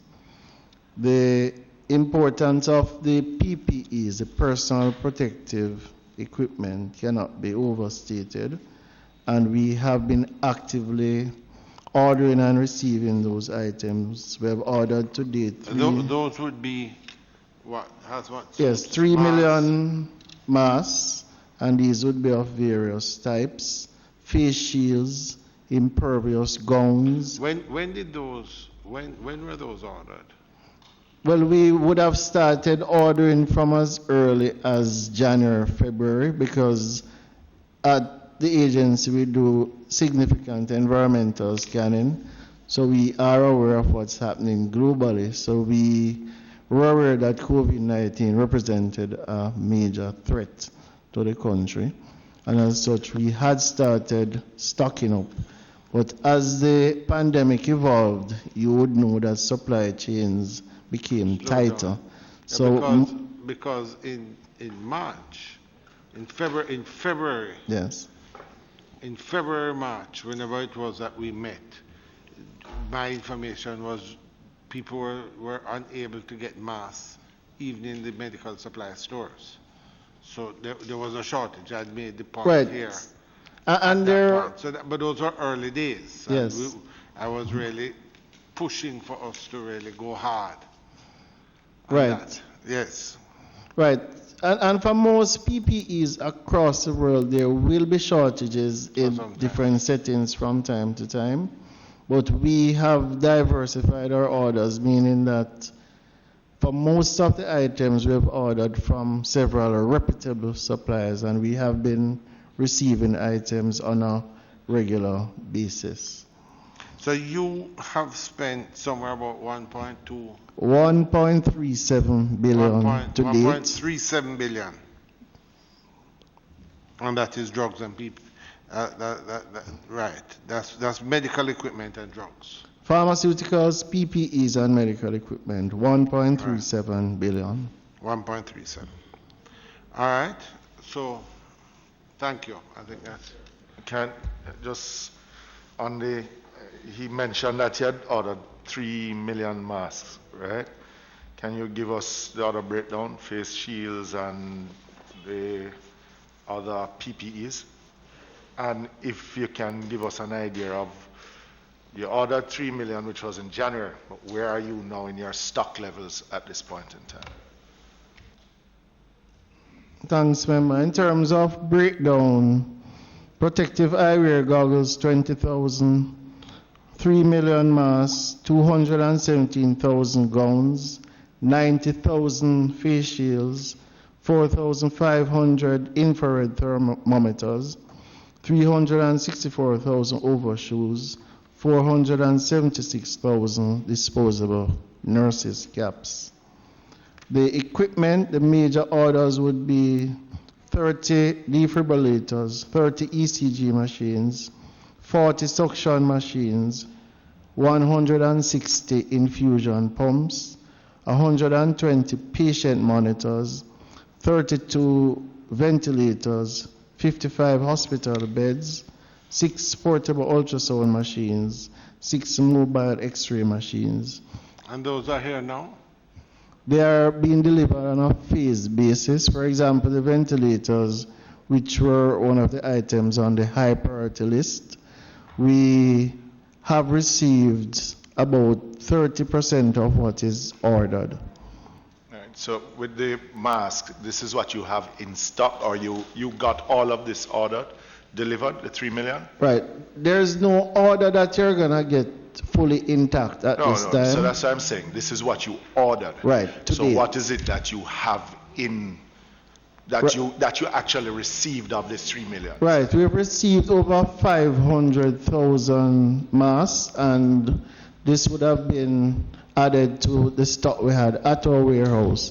But you would appreciate that the demand for the mask now has intensified. No, that is why I'm asking, because I remember the minister standing in here in Parliament saying he had an order for 400,000 masks, but we have not heard anything if it was delivered or not. Right. So that is why I'm asking, because this basically that you're giving us, I'm just going to use the word loosely, a wish list basically of what it is that you have on order, but you're not certain if you will get the full 3 million masks.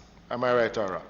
Well, I'm reasonably certain that we will get. In fact, the 400,000 that you spoke to, we have already received those. Good. And I can say for sure next week another 400,000 masks will be at the port of Kingston. And why I'm delving down in this is because you hear, be it anecdotal or not, of just the shortage of out in the field.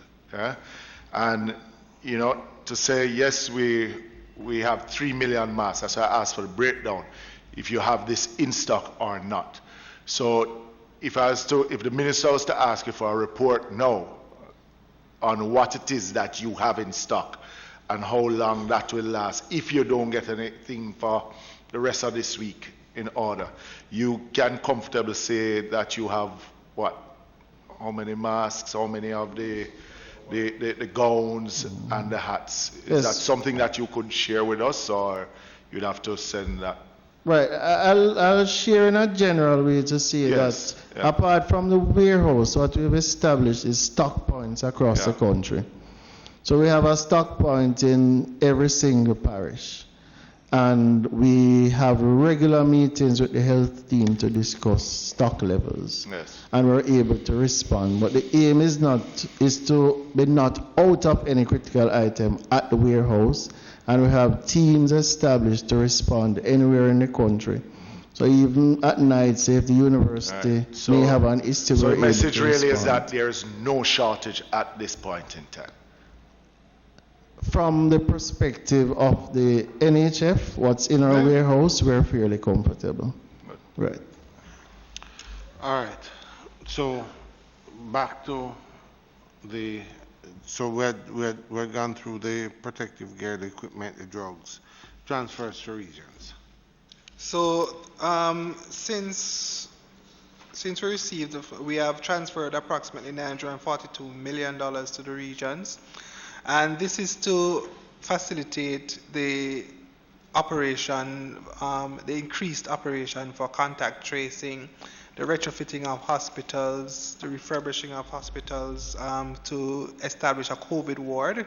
So every hospital is supposed to have established a COVID ward, and 90% of the hospitals have now done so. Some of the COVID, some of the hospitals took a little longer than we had anticipated in establishing their COVID ward. So what they did was to create isolation spaces within the hospital. to accommodate any patient that would present with symptoms and a holding area, and if the tests are done, and then if the test results come back, then they are transferred to a hospital that can better accommodate them. But what we have done, 90% of the facilities are now have a COVID ward that can receive patients. Yes. In regards to the clinics, because most times when they have persons believe that they have the symptoms and they go to the hospital, they are told to go to their local clinics. How prepared are these clinics to ensure that when they reach there, it is fully secured as well? So I will defer to Dr. Webster-Carr on that, but to the best of my knowledge, the protocol right now is that persons, persons come to the clinics and are treated according to the infection prevention and control measures at the clinic. So right now we test all ILIs, influenza-like illnesses, and so once someone turns up at the clinic with an influenza-like illness, they are treated at the clinic, and the necessary protocols have been put in place. Doctor. Okay. Yeah, but how secure they want to hear from the doctor as well, because I mean, do you have protective gears, and the clinics are fully equipped so that they too can be protected? So, thank you. So the answer is yes. It's the infection prevention and control is a hierarchy. The PPEs, the personal protective equipment, is at the lowest level for protection. So there has been some infrastructure. You may see some health center that may have separated persons with respiratory illness, so that is part of the administrative and physical control, so that you don't have person mixing with the person with diabetes and hypertension, and so they are routed a certain way. There is the protocol, and which has been established at the health centers, because all of them, we expect them to do testing for or sampling for influenza-like illnesses. And so when they come, the gears are there for that testing, which involves the full suiting of persons at the health center. So this is not just done at the hospital, accident and emergencies. So the health centers is part of the whole response, as well as the hospitals. Yeah, I think what we're trying to do here is to get an idea of how the whole system is working. And I'll give you an example. Twice a week I speak to my health officers in West Berlin, just so that I can try and pass on the information. I think it all starts with somebody getting a flu. Now, you get a cough and cold, you say, look like I'm getting COVID. What do I do next? Well, they say, well, pick up the phone and phone a hotline.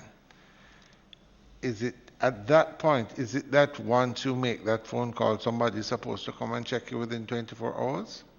Or are you supposed to go and visit your health center? Again, that now brings another issue, because I had a discussion, because they've closed down the smaller health centers and left the larger health centers open. Now, those larger health centers now not only have the persons that would normally go to them, they also have those that were going to the smaller health centers coming there as well. So now there's an increased load. They put all the staff in one, so that the 2 or 3 health centers that are open in the constituency are handling everything. The persons that are going there to clinic are your diabetics, your hypertensive, persons with chronic illnesses. And then you're said, okay, but there's a space put aside for the testing of corona. Now, I was indicating from day one, I'm a little concerned about that because you sort of put in the fox in the hen house. You're putting the most, you're asking persons to go there to seek testing or treatment amongst the most vulnerable. I had thought we would find somewhere else, but this is what we understand that's been done. So that's stage 2. And then third, you have the hospital, where we have, as you indicated, set up a isolation space.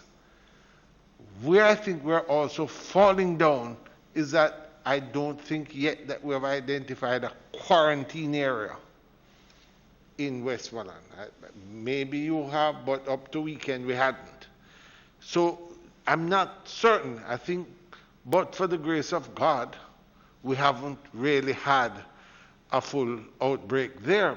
But are we really ready if it so happens? Because, you know, we've done some things, but I'm not certain that the entire system is seamless. So that's what we want today, is an idea of what it is, that we can examine it so that we can say, yes, if things happen, we're comfortable with it. Right now, I'm not 100%. And Chairman, just quickly, I heard you talking about upgrading some of the hospitals. And why I mentioned the clinics, because I did not hear anything refer. If there's a budget for the clinics to be upgraded, or it is just the clinics need to just look at an area, and you are sending the most at risk, because at that time they are not even tested. They are told to go there for testing. So we are really and truly need to now get our thing properly in order, so that we will not be spreading instead of containing. So you're absolutely correct, and that risk was identified early in the day. The plan is to use 2 methodologies to address that risk. One, telemedicine. Is that bad?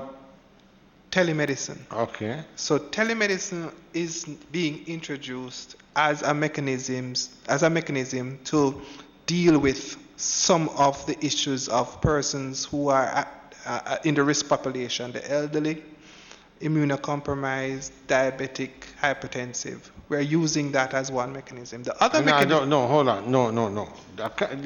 With due respect, I have no... Who are using telemedicine? No, just let me finish. Because the majority of people that are going to Little London Health Center... No, yeah, man. Hold on. They have a slight difficulty. So right. when you make a statement like that, it really makes me worry a little bit. No. If it does, I said 2.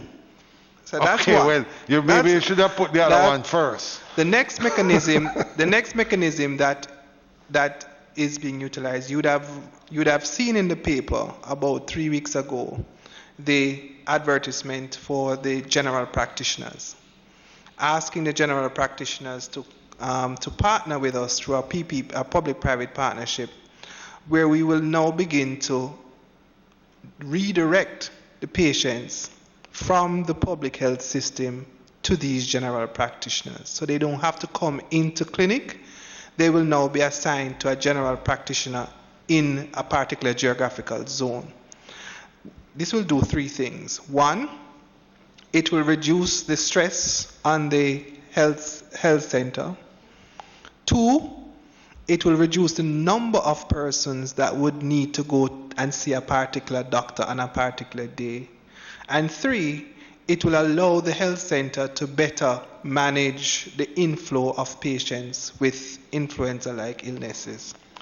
So the advertisement was put out, and we have about 3 weeks ago, it was closed, and we have approximately last week Thursday, and we have approximately about 100 and some general practitioners who have applied to be a part of this program. So how does that program work? Because I don't fully understand. So what would happen is that we know the patients that are in a clinic that come to your diabetic clinic and your hypertensive clinic. Okay, yes, yes. We also know the patients that are controlled and the patients who are not controlled for hypertension and diabetes. So we have two sets. We have two sets of databases. What we're going to do is that we have advertised to those general practitioners at a rate per day or per visit to see our patient. And what we would do is that we would transfer out the patient to this GP. And for the next 6 months or so, the GP would then manage the patient that has been transferred. So instead of coming to one of your clinics in your constituency or anywhere else. So what you're really addressing here is the decrease in load for the health center for the treatment of its chronic cases. And therefore you don't have, and not only that, we decrease the load. That's one outcome that we anticipate. But the second is that you don't have the congregation of patients who have hypertension and diabetes, and the risk of them. Well, let us back up. Let's go back. Somebody is in, Mile Gully, and all of a sudden nose start run, having a light fever and a cough. What does that person do at that point in time? So they would call and they would call where? The hotline? The hotline or their health department in the parish. Somebody will contact them and make arrangement. And this is happening as we speak. I pulled up my numbers because when we started out, we had person with influenza-like illnesses, a high of 1,227. Week 16, we had 270. So persons are understanding 270 people persons nationally with influenza-like illness who would come in. So that's very, very, very low number in a normal scheme of things. Right. One and so would expect it to be multiples of that. So it's either we're becoming extraordinarily healthy or people are not calling. And if people are not calling, maybe it is that they're not quite certain. You have to be careful because there's a lot more analysis that has to be done. It could be either of the options or it could be because we have instituted these increased infection prevention and control measures, you're not seeing the transmission of the influenza. But that's the point. Maybe my communication was wrong. In other words, right now, persons are walking with sanitizers, wearing masks, social distancing. There is a reality in the new dispensation we're heading to that you might find a healthier population, if not with not the immunity that you want, but at least a healthier one for that period of time. But point I'm making is that they're to make that. So I wake up with a cold in Mile Gully.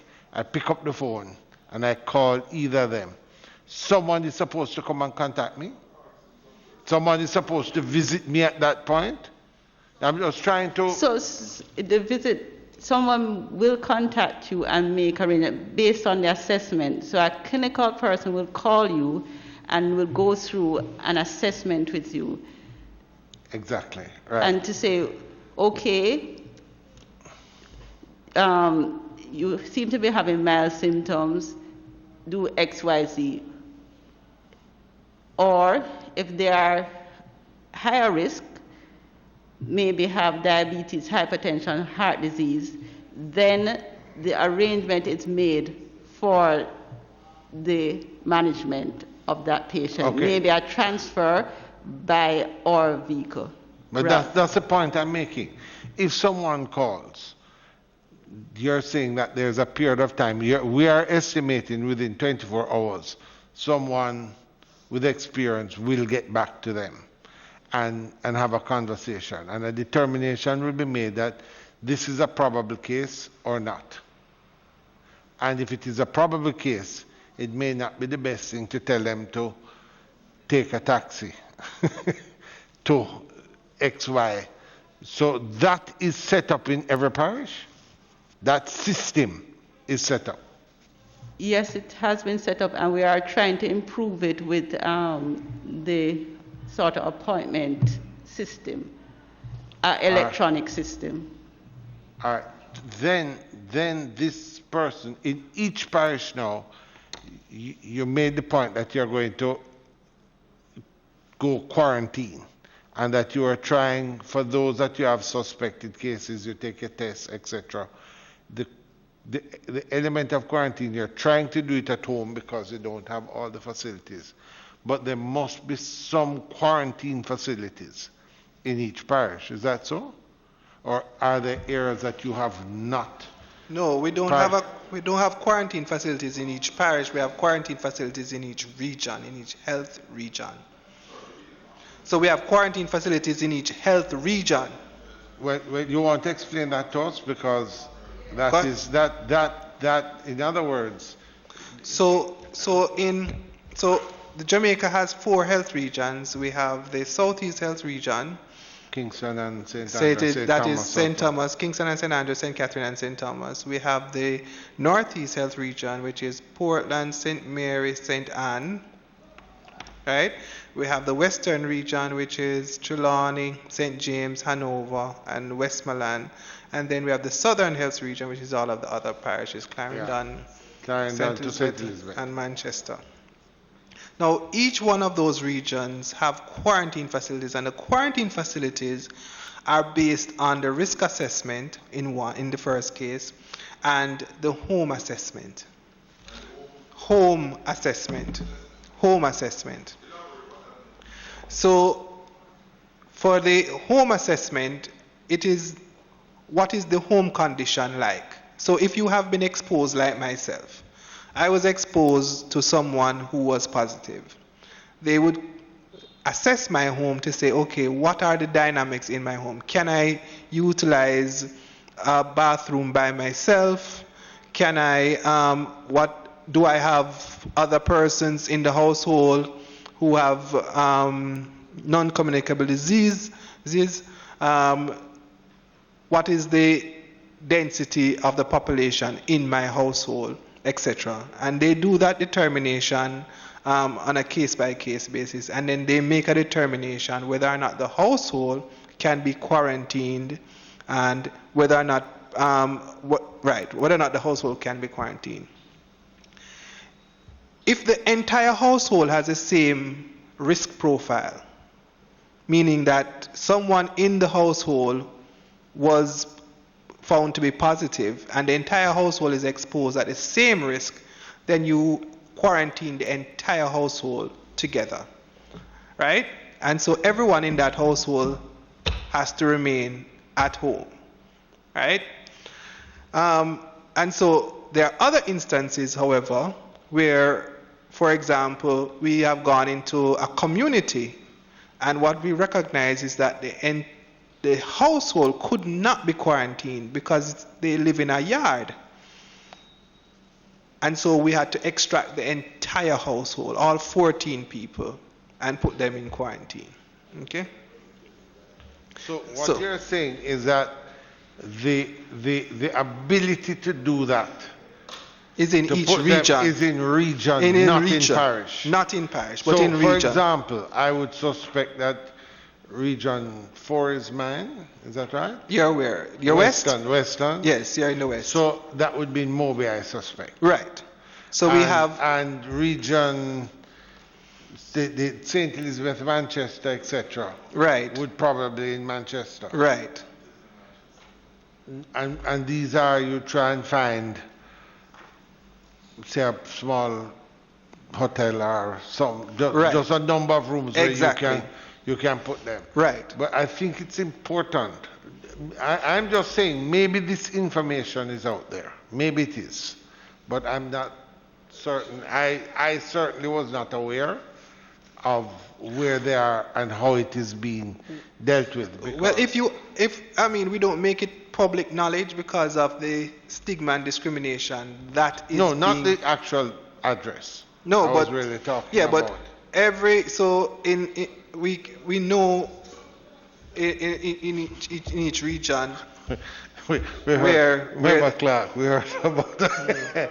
This is okay. Sorry. Go ahead. Right. So we know in each region where we have the facility, and even where we have facilities in region, it is not bound to the region.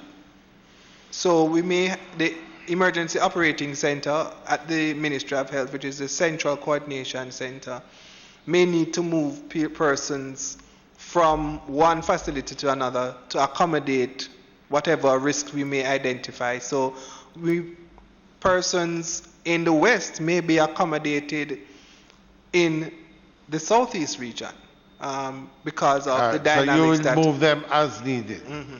All right. I hear you, Pierce, and I wish it worked the way that you are saying it. Right? And one of the things that we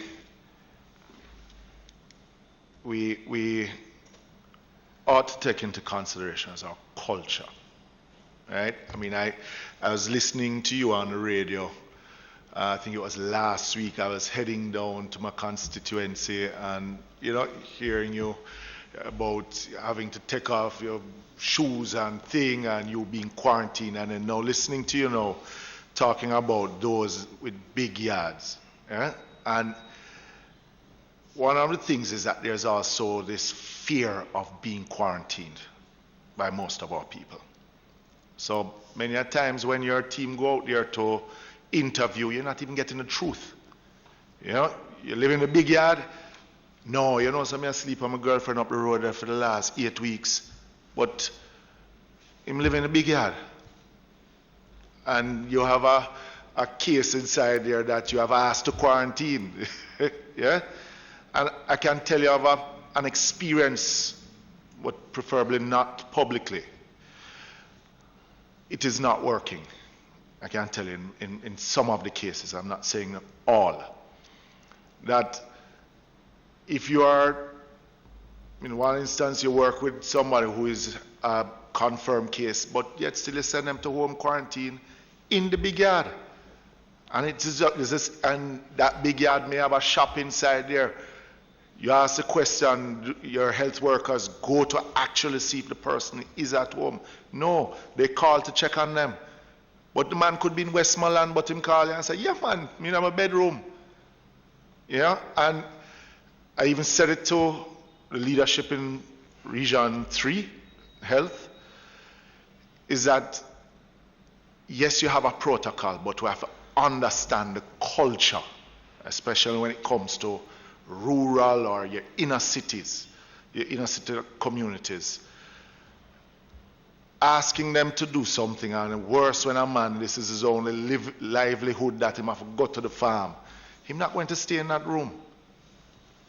And if it is that we have to get more personnel out there, because our interest now is to stop that spread, that community spread.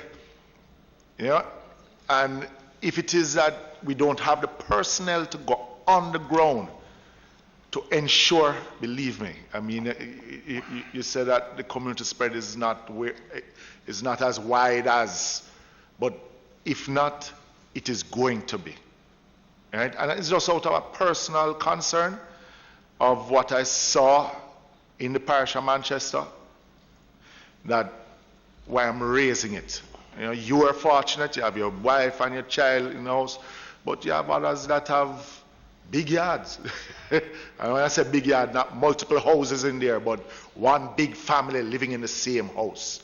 And I would love to see a little more of that urgency of just the contact tracing. And I say, don't believe that every information that you get from another family member is the truth. Yeah? So if you're not, I begged that if there's, is that when you're doing the interview, it is not your protocol, but even that test can be done on the wider, because they might say yes or no to your question. I'm not living there, but I came to the house. And you may not see that person showing the signs, but at that point in time when you are doing the interview, but then there's not a real follow-up on that individual, and it's just out of concern, which I'll discuss with you off a little later. Before, just to follow that trail we're going on, phone call, person touching base with you. No, I am now a person of interest. Where is the testing? So we had identified, to the best of my knowledge, that is at the clinic or the hospital. Is that correct, or is there a wider? What's the next step? So the testing is wider. Depending on the situation, they may test on the field if they have enough. On what? They may test on the field.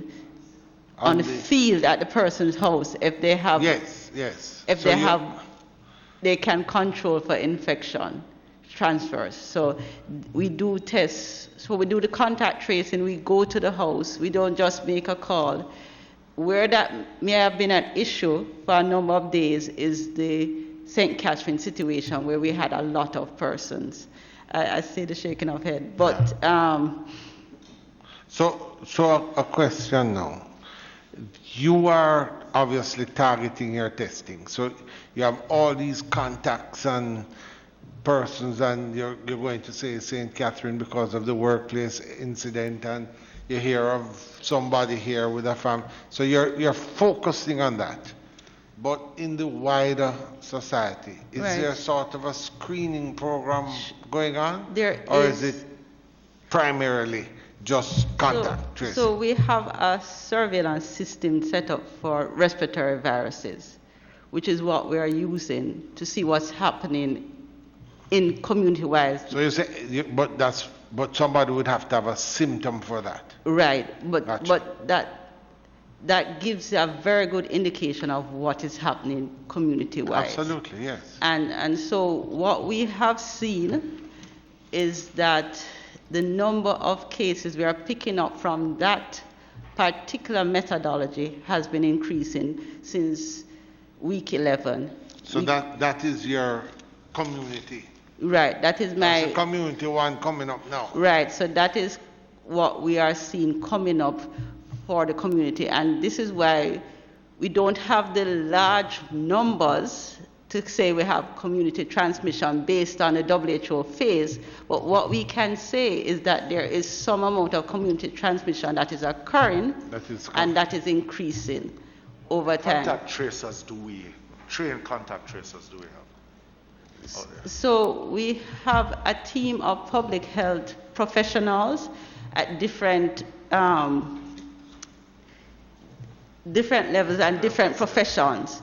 So many of them have contact tracing skills. There are contact tracers who were first for syphilis and then for HIV. These are professionally trained, additional trained persons who are being used to assist the process of contact so about tracing. How many do we have? I will have to get you that number, but because there's no classification, there's a classification under the HIV program for contact tracers. But in terms of who we use for contact tracing, there's some task shifting that has taken place. I understand that. So, in a sense that how many have you engaged then? Right. So I'll have to get you that number to tell you exactly how many persons have been task shifted to contact tracing. So, for example, you may have a public health nurse who would have been in your type 1 and type 2 clinic, Now she has been task shifted to facilitate contact tracing in the field. So that number is a shifting number. I'll have to provide that to you. P.S. Doctor, I represent one of the areas which is now classified as the epicenter of it all in Portmore. And I am worried, very worried, and I tell you why. The Alora call center, which is in Portmore, where all the bulk of the cases come from, Alarica, the workers there interface a lot with persons living in Portmore, notwithstanding the fact that many of them reside in other communities that your track and trace will indicate. But outside of where they live and go to, they interact a lot within Portmore. For example, a couple of the Alarica workers that I've spoken to tells me that a lot of them, they are young people, they have boyfriends and girlfriends at the other call center in Portmore, which is not at the center of the attention here. Those persons, from the information I pick up on the ground, and I qualify it that way, those persons are not being interfaced with the Ministry of Health personnel. I tell you one case that came to my attention in one of the communities in my constituency. A worker who lives there, a worker who lives in that community, has 4 persons in the household that they live. But that particular individual interact with a number of persons in that community area. It's one of those communities which has a very dense clustering. All of those persons, and I will give you off here the nature of those interactions, because you know the stigma attached to that. But none of those persons who the worker socialized with in the community is interacted with by your personnel. So you see why I'm worried. Because the contact is there, but those persons are not being investigated. And that's the reason why I had a lot of interest in the question asked by my colleague about the number of persons who are involved with the contact tracing. Because if I believe that in that area, especially during the lockdown period, which is to expire on Friday, that there will be an intense track and tracing exercise, because the thing is going to lift on Friday.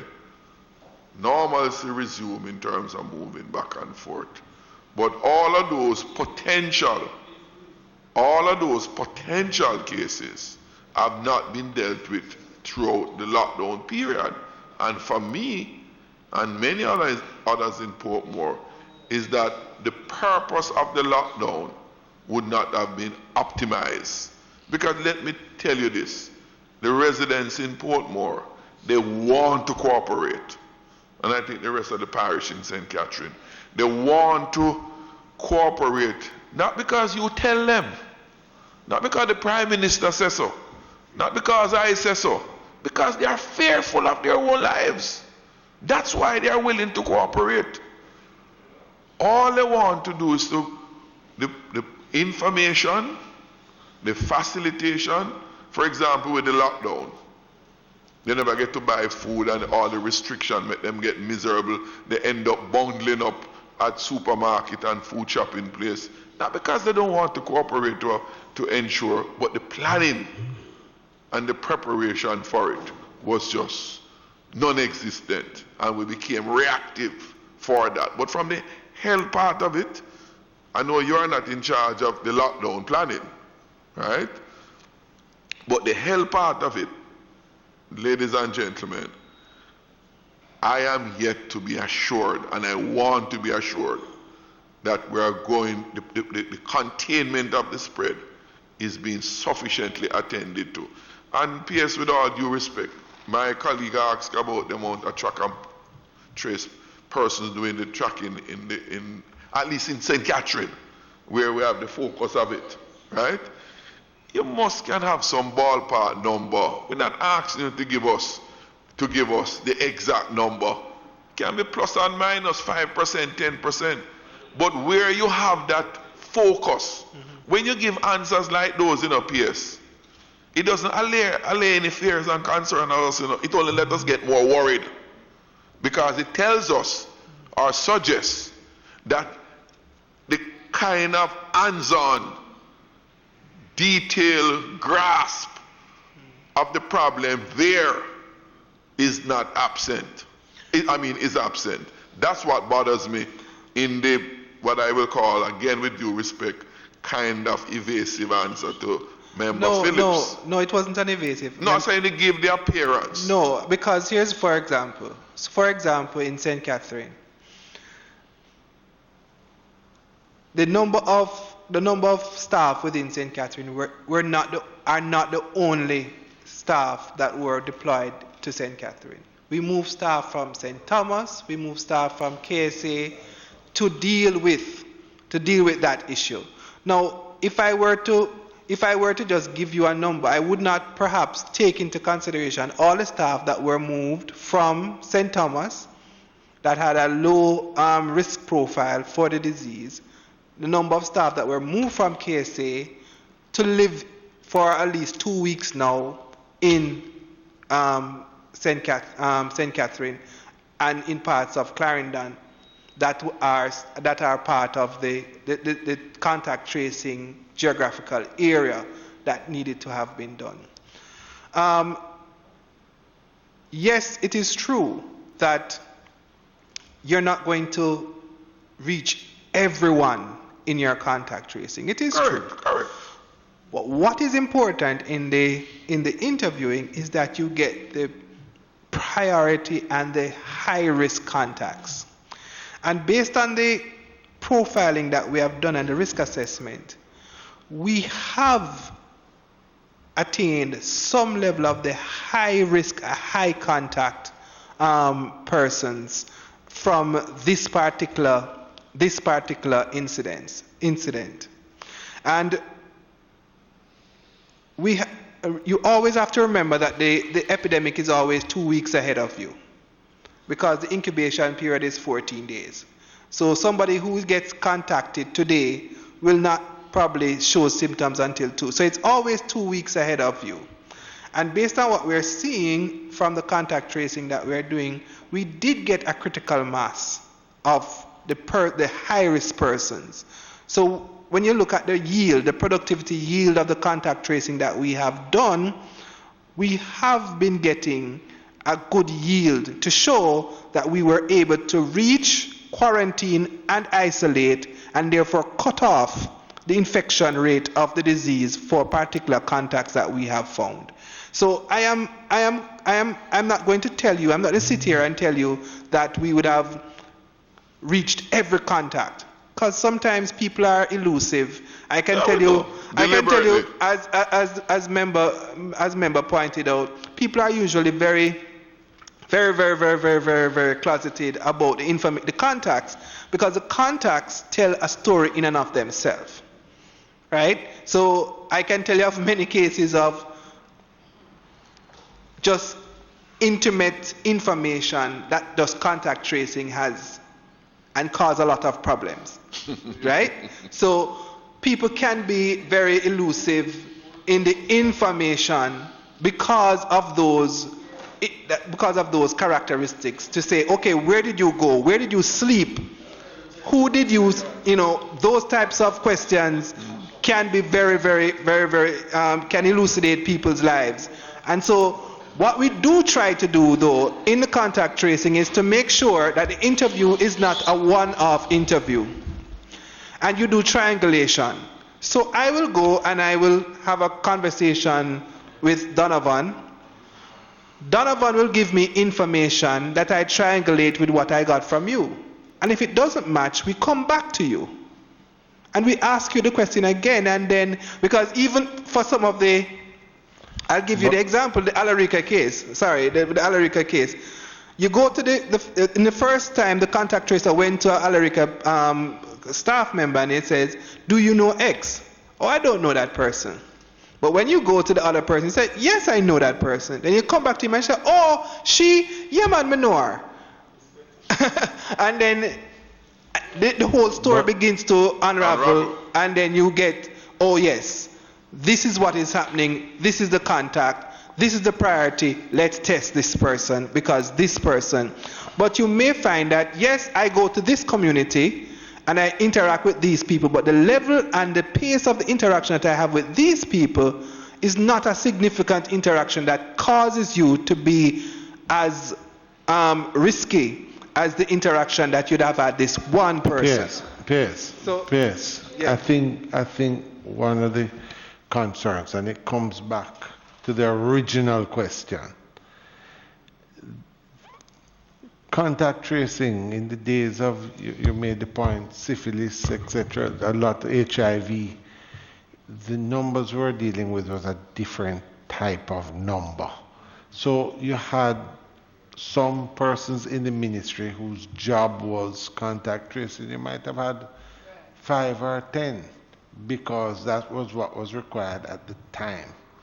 Now it's a totally different ball game. Right now, you're dealing with something that your contact tracing can go to. You might have 30 cases 2 weeks ago and have 350 today. And a lot of it is contact tracing. And the question that was asked was that in all of this expenditure, there needs to be an exponential growth in the department that deals with contact tracing. So the question that was asked was, what is the status of that department now? Because if we're using the same contact tracers that we had for previous diseases, this is multiples of that. So have we in the ministry expanded it to deal with what the situation requires now? But Chairman, quickly to add before Pierce answers so that we don't have to. I would like you to just tell me also in regards to those who are quarantined, who is doing monitoring and supervision to ensure that they adhere to the rules that is to be followed? So, sorry. So I don't want to preempt the minister, so I'll allow the minister to deal with the expansion in capacity in the ministry as a policy position. No, it's far more than a policy position. Right. Policies, the fact of the matter is we're in the midst of the crisis. So we need to understand that this thing is being expanded. I would have expected now that you would have 50 or 100 today. So I will tell you, Chairman, that there is a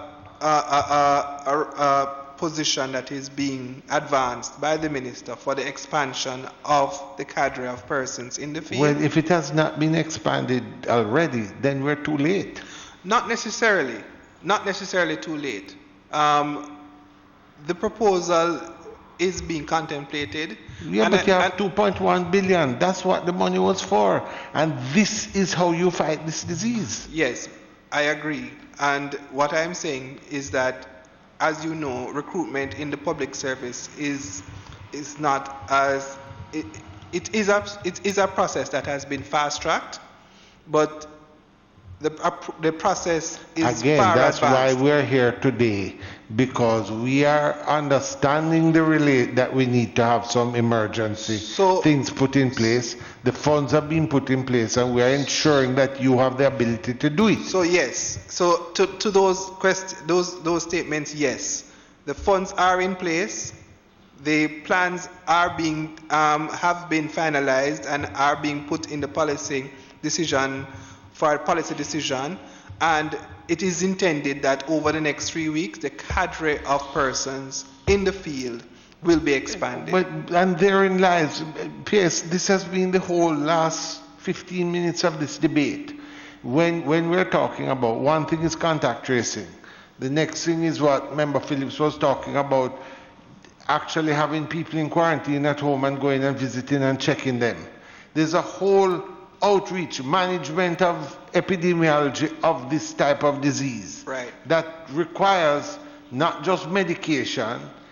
It does just require, yes, we may need ventilators, all these things on that side, but if we can curb it off with proper preventative measures, then a lot of this will not be needed as quickly as you know it would otherwise. So we want to ensure that that is in place, and apparently it is not.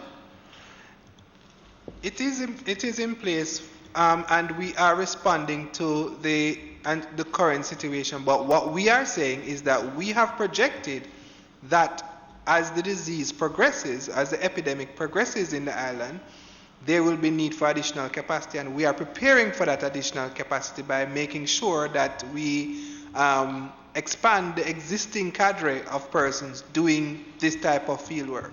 Is that you think that within the next 3 weeks we expect to see an explosion further No, than we are? Why we didn't do it before? And no, what we are saying is that we the profile of the epidemic as it moves through the island require us to be prepared for the next stage, and in preparing for that next stage, we are putting in place these additional resources. So what you're saying is that within the context of your projection, you think that you are okay in terms of the plans that are in place now to meet those projections going forward?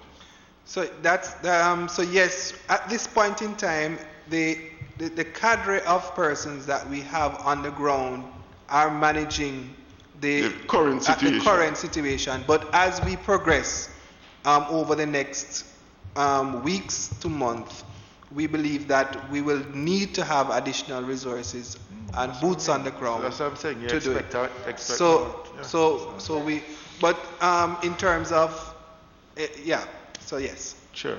Yeah, just you in the beginning you had mentioned there that we are now at 381 cases when you started the presentation. That's an additional 17 over the figure yesterday that was given. Can you give us a breakdown of those? What is workplace cluster? And you mean of the 17? Yeah. Of the 17.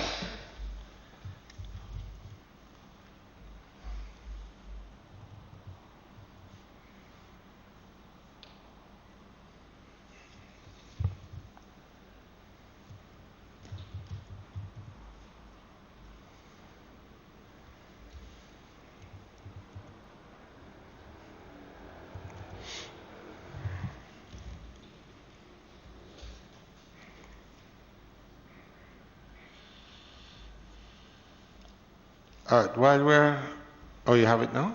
So the new cases, what I have quickly at hand is the parishes.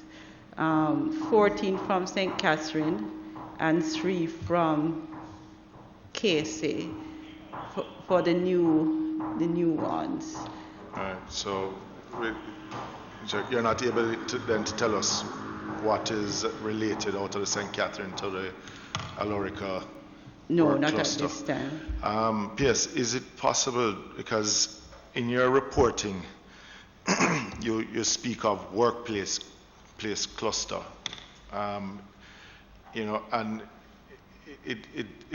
is it only the Alorica? I mean, you had meant there was report earlier of staff from the Ministry of Health and things, so is it possible to get a breakdown of what is, because when you say workplace cluster, has there been any additional from the frontline workers or Ministry of Health, or are all these addition just Alorica? Yes, they are. We took a decision to stop calling the name, so that's why it has changed, really.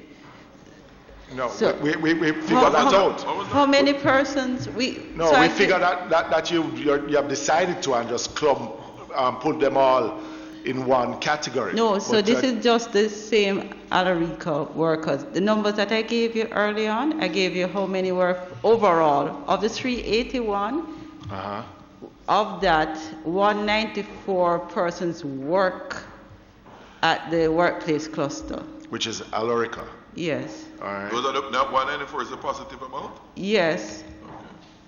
And then I also gave you, of the contacts of a confirmed case, 43 are related to You gave us someone. 103. 103, Yes. that is the total. Yes. Of that 103, Yes. 43 Even same can't tell. are related to the workplace cluster. So, all right. So this is the work of the contact tracing. They have been able to find that. So 43. So the other, 57 that is related to other confirmed cases. cases from workplace cluster. No. Just, so 26 are import related. 18 are contacts of 18 are contacts of confirmed cases under investigation. So of the 45 that I mentioned, 41 other cases. 41 under investigation. Right. Those are, we've got confirmed cases. We'll start to move on them, contact tracing. When we have tested their families or their close contacts, they have become positive. So we don't wait anymore. As soon as we get a positive, we go right in and test then, even while we put them in quarantine.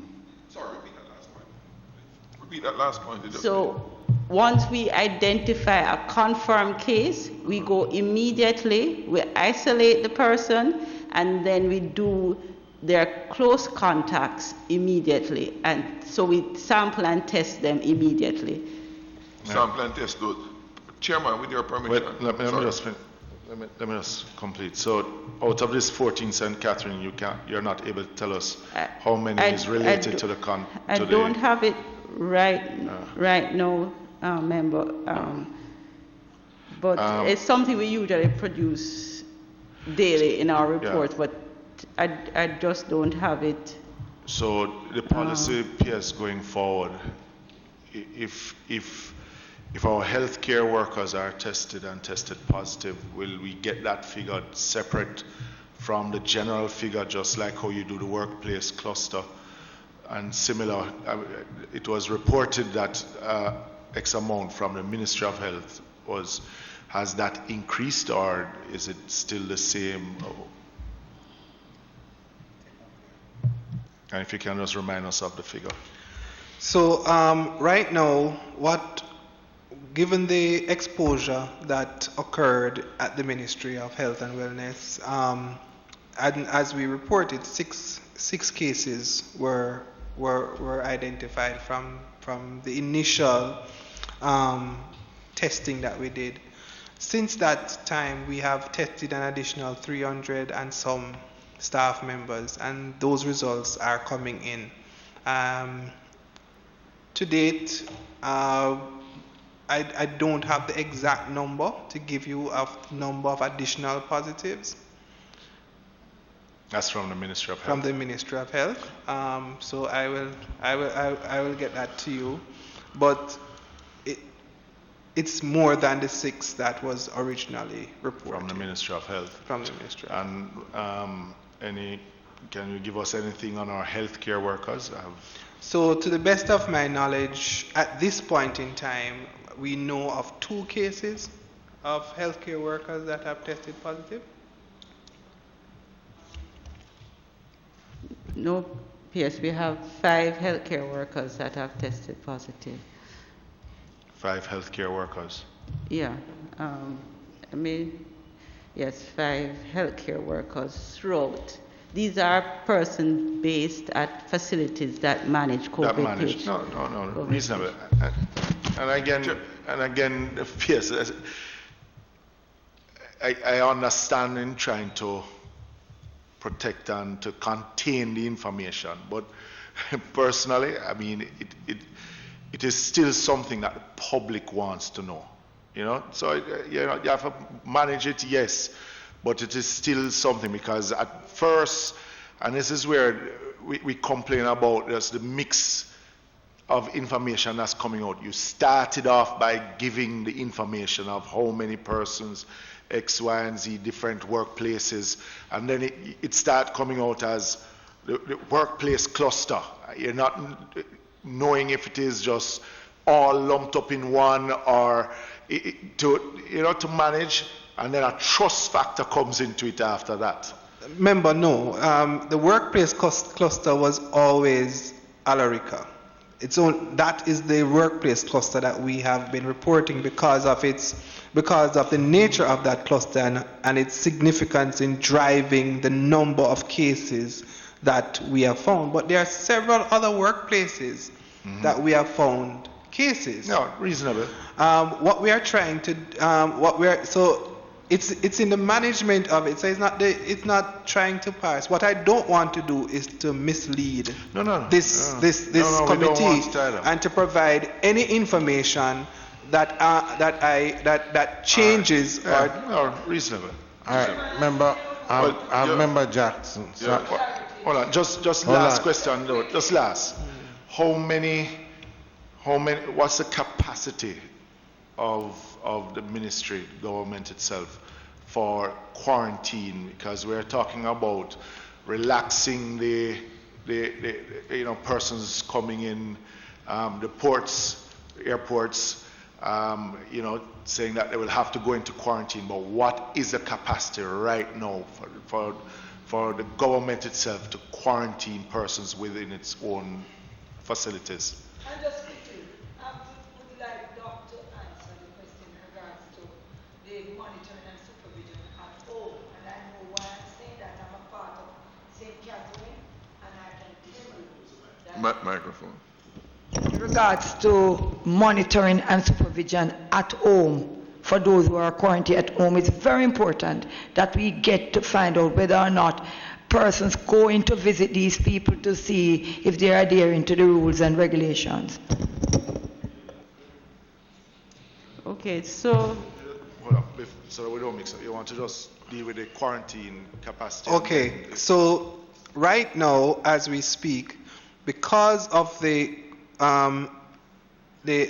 workplace cluster that we are managing, the Ministry of Health and Wellness has increased its capacity for quarantining to an additional 500 rooms. And these are facilities that have been identified for this particular purpose, right? But overall, we have approximately 180 rooms for quarantining that we routinely operate 2 weeks on, 2 weeks off, where persons are quarantined in 2 week cohorts. Okay? But because we're managing Alarica and we had to pull some of the persons out of their homes because of the characteristics of the households that we identified, around 500 rooms were identified. 680 in total that you have. 180 that is a fortnightly on and off. Right, and this is not including the 57 rooms that are accommodating the persons who were returned. So how many of this 500 are you using now with that additional? At this point in time, we are utilizing approximately 70% of the capacity that we have. So all of that you're utilizing now is in the southeast region. No. It's all over. No, because some of the facilities that we have identified are in the northeast region. It's all over. Yeah. Mm-hmm. But so there's an intent then. Well, I guess you won't be keeping these 500 in perpetuity for a long time. No. You once it's free up, then it can facilitate the opening of that I believe is something that can be contemplated. No, well, it's the Prime Minister who announced it. So, Sure. so the important, what we're trying to find out is what are all the ducks being lined up for the announcements, that because persons, we hear of persons booking tickets. We saw the Minister of Foreign Affairs talking about the process. No, I understand your question, yes. Yes. Some of these rooms are to facilitate the return So at, in that so at any regard. one time, you're looking at probably about 700 capacity that you have currently right now. Well, as was indicated by the Prime Minister, we are looking, the Ministry of Health's recommendation is that we cohort in batches of 200. And the reason why we ask that that be done is that we don't know what the status will be after the persons enter the island. So someone could have contact the day before and they test negative, but when they come into quarantine, they could then incubate the virus and they become positive, and then they move on to a severe illness. And then we are now having to manage that inflow of cases and severe cases, and then it would present a problem from a public health perspective in terms of our ability to respond. So we recommend that the cohorts be in the range of 200 or so Which persons, is manageable. so that we can and it's manage. for our information, so that we can also look at what is happening in the other areas of the government. Yeah, remember Clarification. yes. With the Madam, Doctor, I keep on, not if I got your name, Karen something. Webster Carr. Dr. Karen. Webster, like the dictionary. Webster. Sorry about that, Dr. Webster. In the exchange with my colleague, Phillips, we have 381 cases, and you indicated that of that 194 was from the Alarica site. Now, it's 787 persons work at the Alarica site, at my recollection. Now, given the fact that that location has become the center of it all in most part, over a couple of weeks ago, how many of the 787 workers have been tested to date? I know 194 has been positive, but how many tests altogether? How many of those 787 have been tested? Okay, I have it in pieces. We know St. Catherine Health Department screened and interviewed and sampled 685. Clarendon interviewed and sampled 12. Just stop at the St. Catherine for the moment. Okay. 685. Workers. This was the number up to Sunday. Up to Sunday. Yes. And now is Wednesday. Right. So I understand that you have a 24-hour turnaround now in the testing. it's not 24 How long? hours. No, I thought the new machine that you had, that Dr. Tufton spoke of in Parliament, Right. So that can do 1,000 per day. it can, and it can,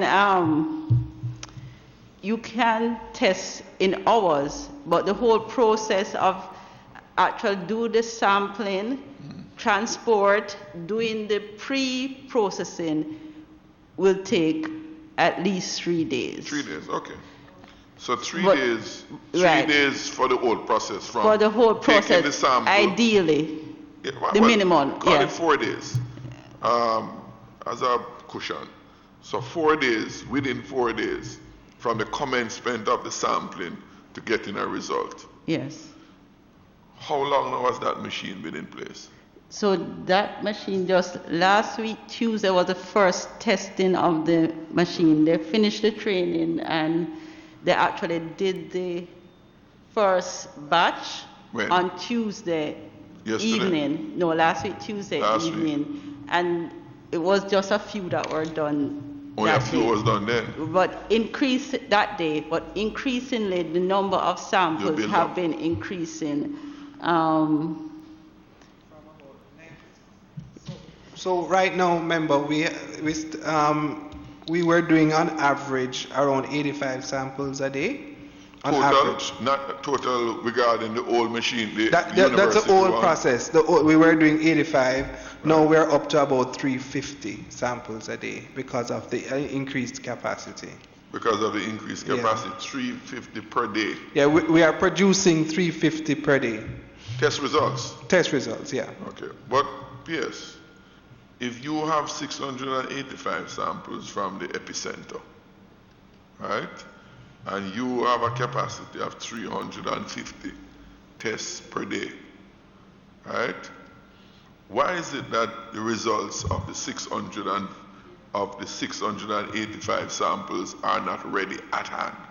Because remember now, you get samples from across the island. So the samples from Alarica are just a subset of the total population No, of samples. don't go there.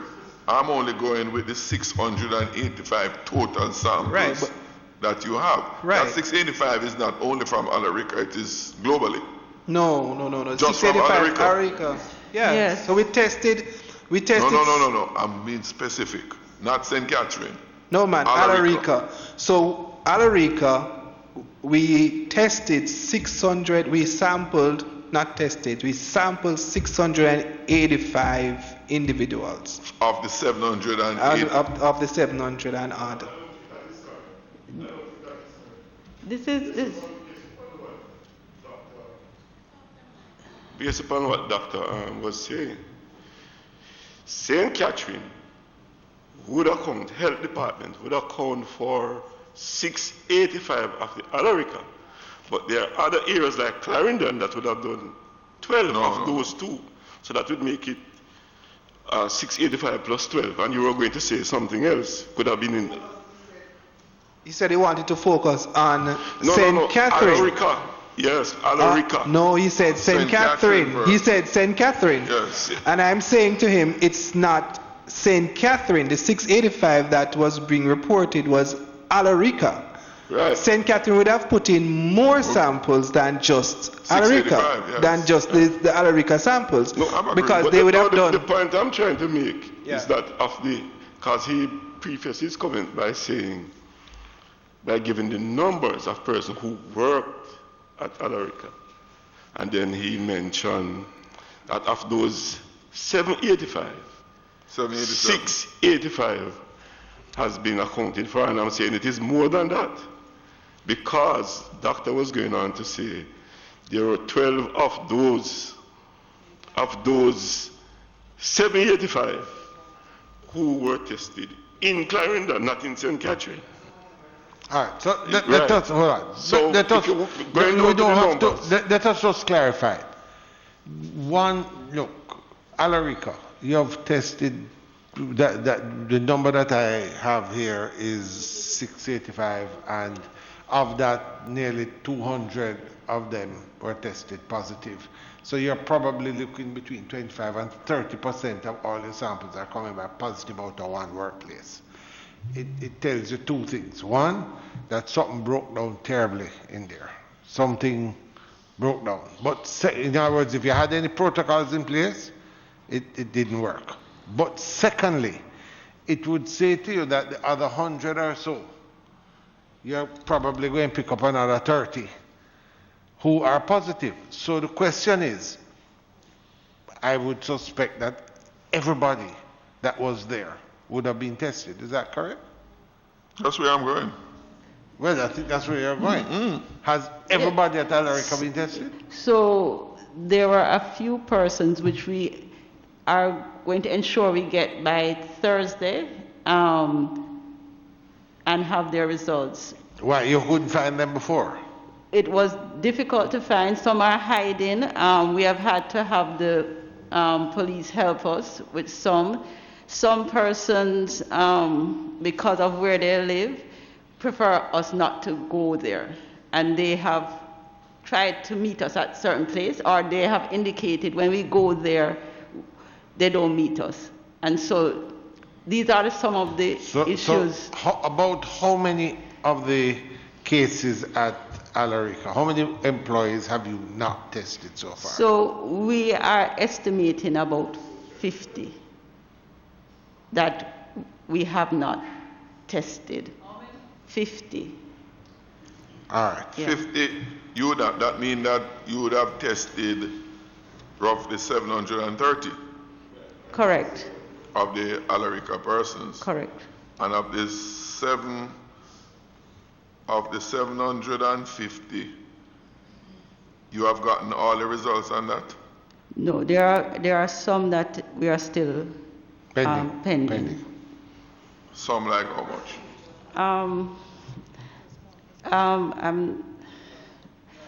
I don't have the exact number, Roughly. but I would say we would have roughly gotten back about 600 and something results. Well, 600 plus. Yeah, So there's 150 outstanding. could be. And How- and that is not, I mean. No, ballpark.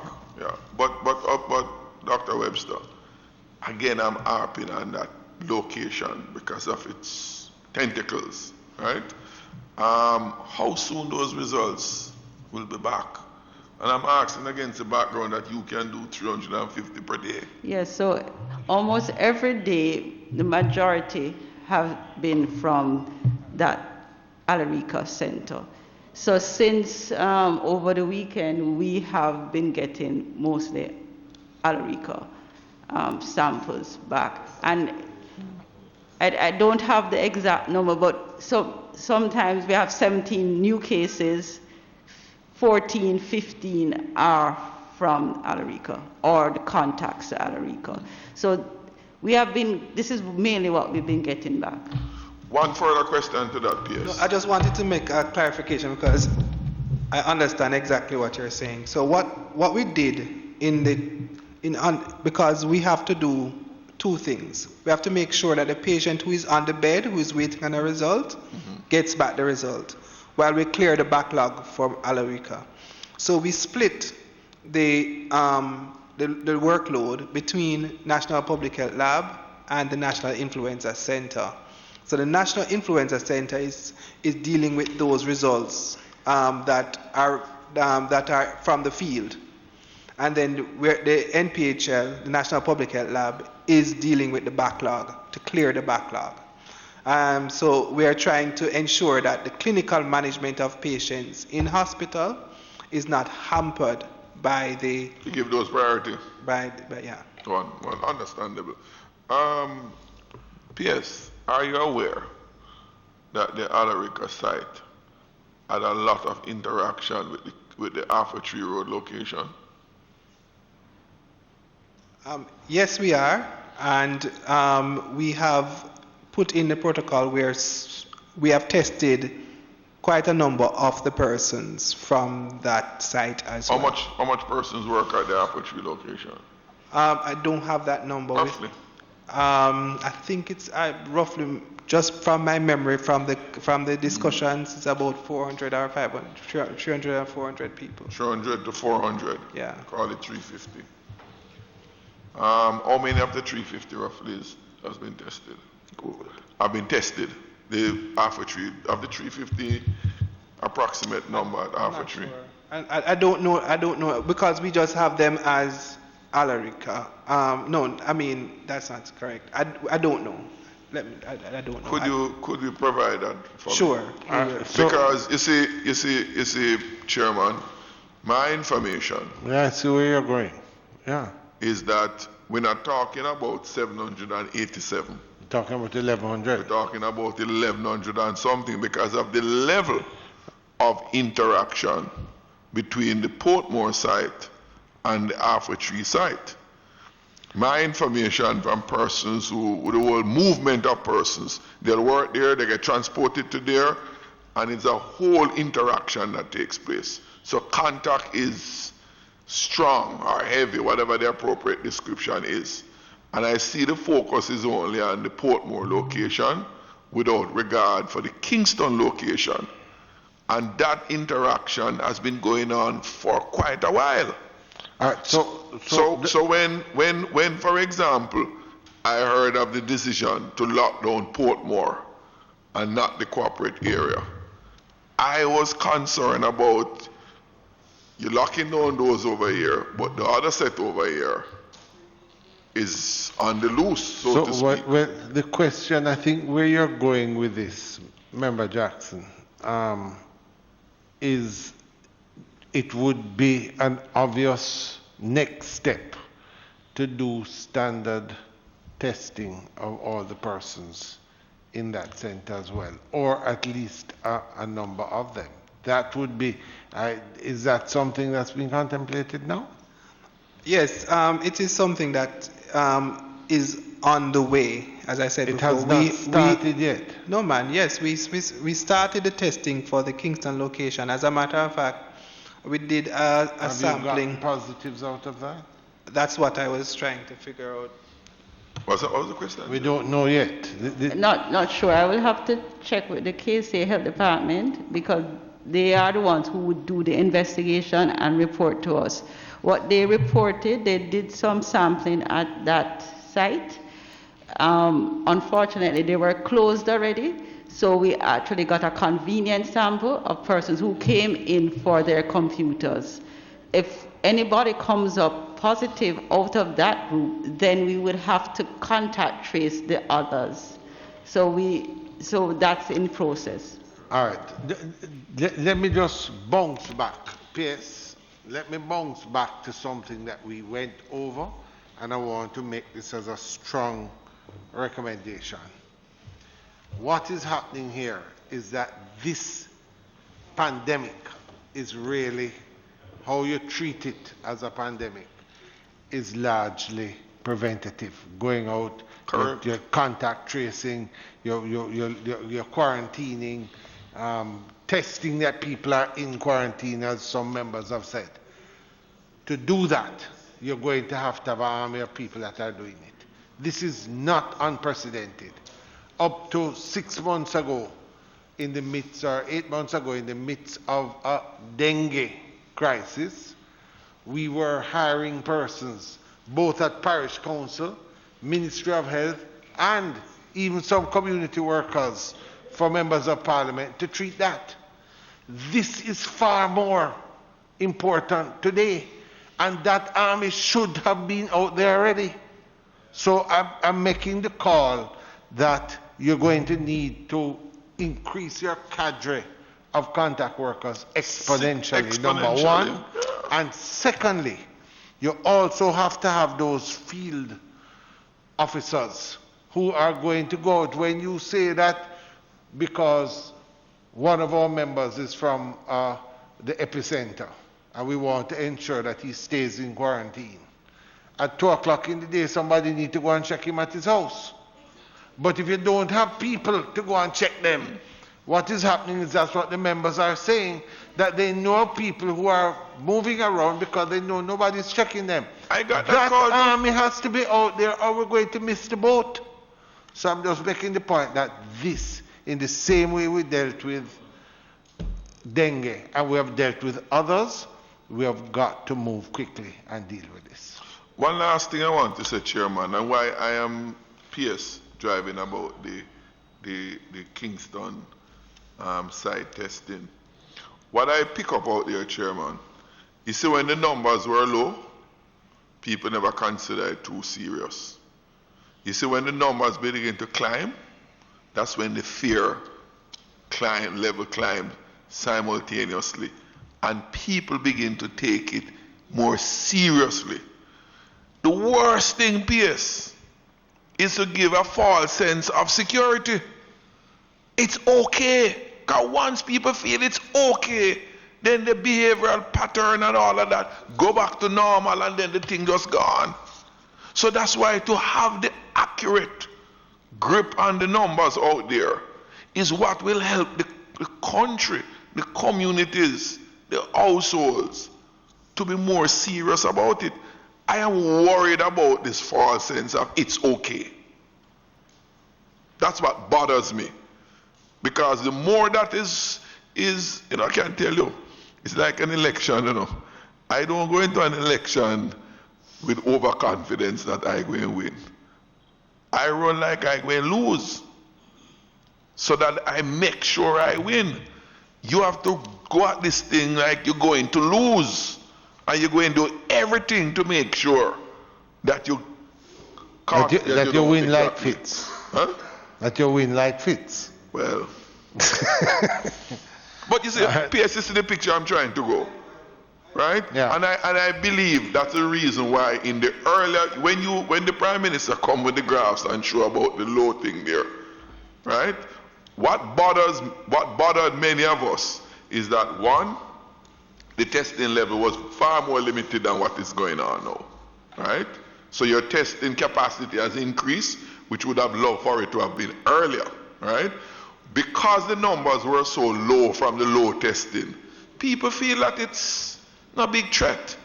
When the one center go up and everybody begin to, I can tell you, I don't have to convince people in my constituency to be cautious. I only encourage them because they are already there. All right, members, but I'm going to ask us to start winding down.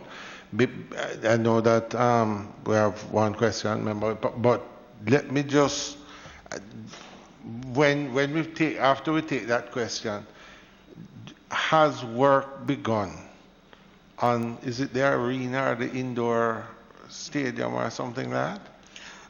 No, work has not yet been begun. What we are doing now is to finalize the contract with the contractor. Can you give us an idea of what the extent of that contract is? The cost. The cost. Oh, right now the contractor has come back, and I think he is around 145 million. Yeah. So our original budget was 180. To do what? So no, hold on. You had done an estimate for yourself of $180 million to do what? So it is in two parts. So it is the infrastructure work that have to be done, and then it's the equipment and the equipment to go into the infrastructure. This is the indoor. Yes. So we have to outfit some bathroom facilities and sanitation. We have to partition the entire building into isolation rooms for each individual patient that would be seen. What is this? What are you doing? I'm trying to get an idea. We're spending a lot of money on this facility. What exactly are you doing? Is this a field hospital? It's a field hospital, yes. So it is in preparation for a case scenario where we have mildly ill persons who need to be hospitalized, but the number of beds within hospital would not be sufficient to accommodate. And so you're going to use this indoor facility. Right. How many beds, how many rooms you plan to do? 72 beds. So each bed is coming out at about $2 million. No, you can't. I know when I say bed, I'm talking the cost of what you're going to have as an individual. I'm just saying it does sound a little high within the context of what we're doing. But can he break down the construction costs separate from the equipment So costs? the construction cost, I believe, is around 47 million. Mm-hmm. And then the balance would be the equipment, the beds, the equipment, the monitors, So these monitors and all these things don't fall into what was at the National Health Fund? No, because those monitors at the National Health Fund are specific for hospitals and equipping hospitals.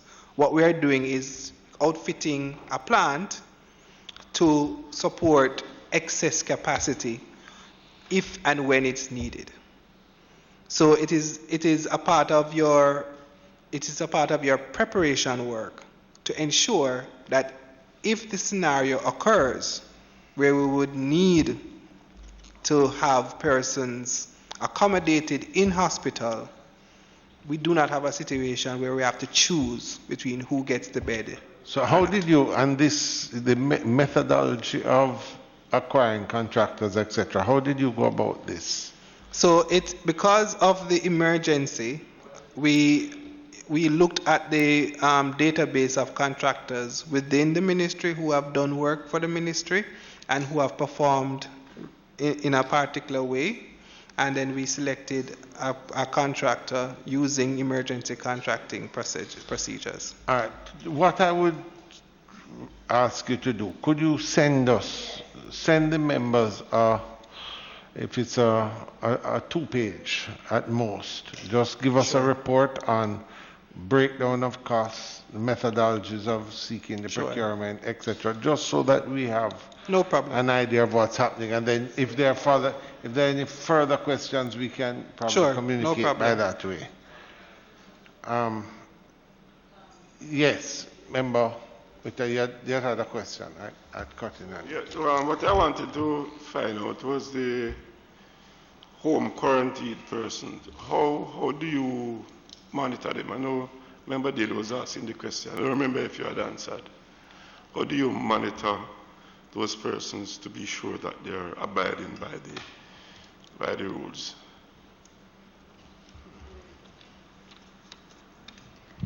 Okay, so this ideal is that they are visited once a day, their temperature is taken. This has happened in most parishes. For St. Catherine, however, there has been, the staff was contact tracing many persons. So at least the initial interview was done at home, and then they were monitored, called every day by phone to speak to them. I know that's not necessarily the ideal situation, but this is what was done. CHAs were also sent to the different locations periodically to do checks. Part of it is a trust issue, whoever it is, because if we came once per day, when we come, you can leave. So that's a part of our assessment. Our assessment is to say, of these persons, who is really going to stay home? And so some persons who were assessed as not being compliant were actually moved out. And we moved out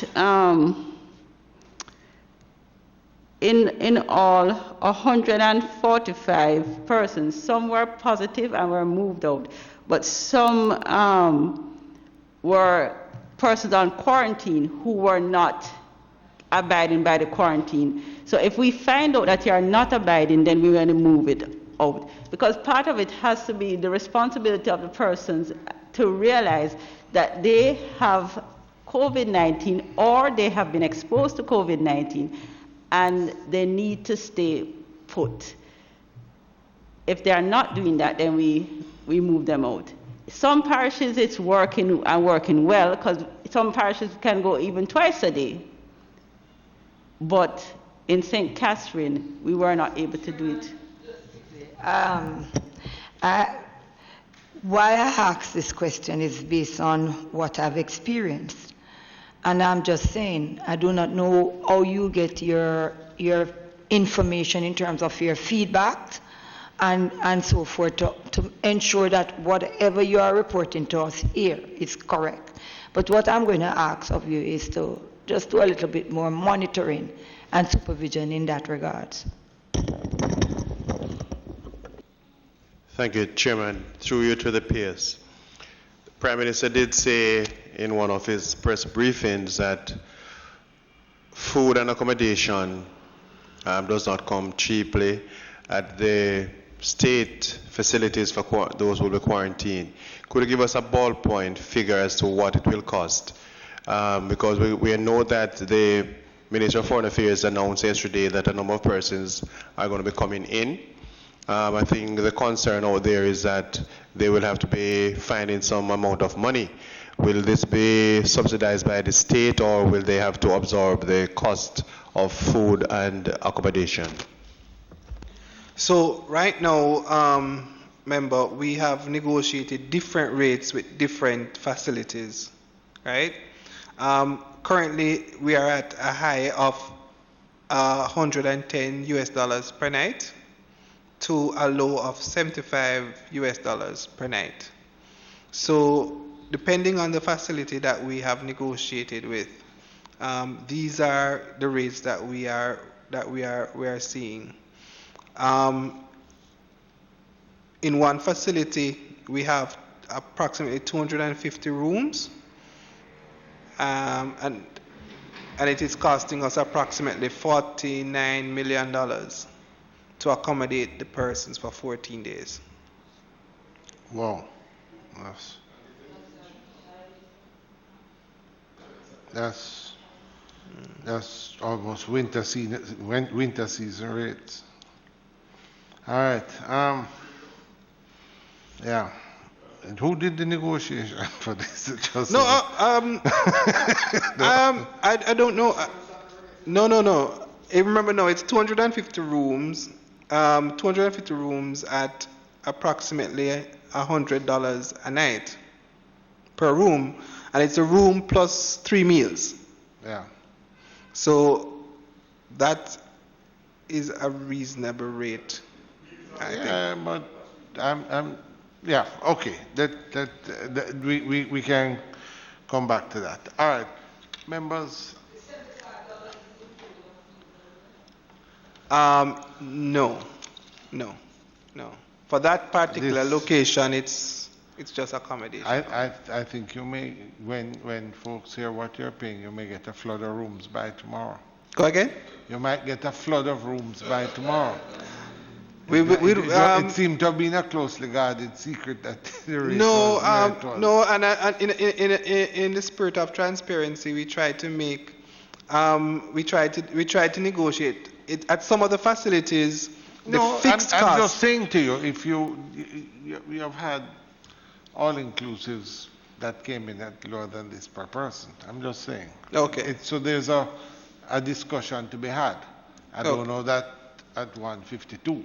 It is a day to have a discussion, but I'm certain this is going to, there's a discussion to be had. Members, I'm going to wrap it up now. Just in closing, the Ministry of Health kind of overarching, looking at everything. We noticed that when we had Bull Bay, they quarantined, and when they did the quarantine, we heard today that they gave out 2,000 packages in Bull Bay, 1,000 on 2 occasions, and then they went to Corn Peace and told us that they gave out, I think, between 40 and 80 packages. And then they locked down Portmore and St. Catherine, and apparently they haven't given any. So it is that well, I don't know. Maybe I'm. But you had the Ministry of Labour here, and yes, and to be honest with you, they did not mention the packages for Portmore. Oh no! I know of a fact. That I cannot give you the number. I cannot give you the number, but I know of a fact that packages have been delivered consistently to persons in St. Catherine. So, yeah, but I think that our oversight, because we really should find out, because there must be some policy that guides what is done, because there's an expectation. No, we provide to the Ministry of Labor and Social Security the households that are in quarantine.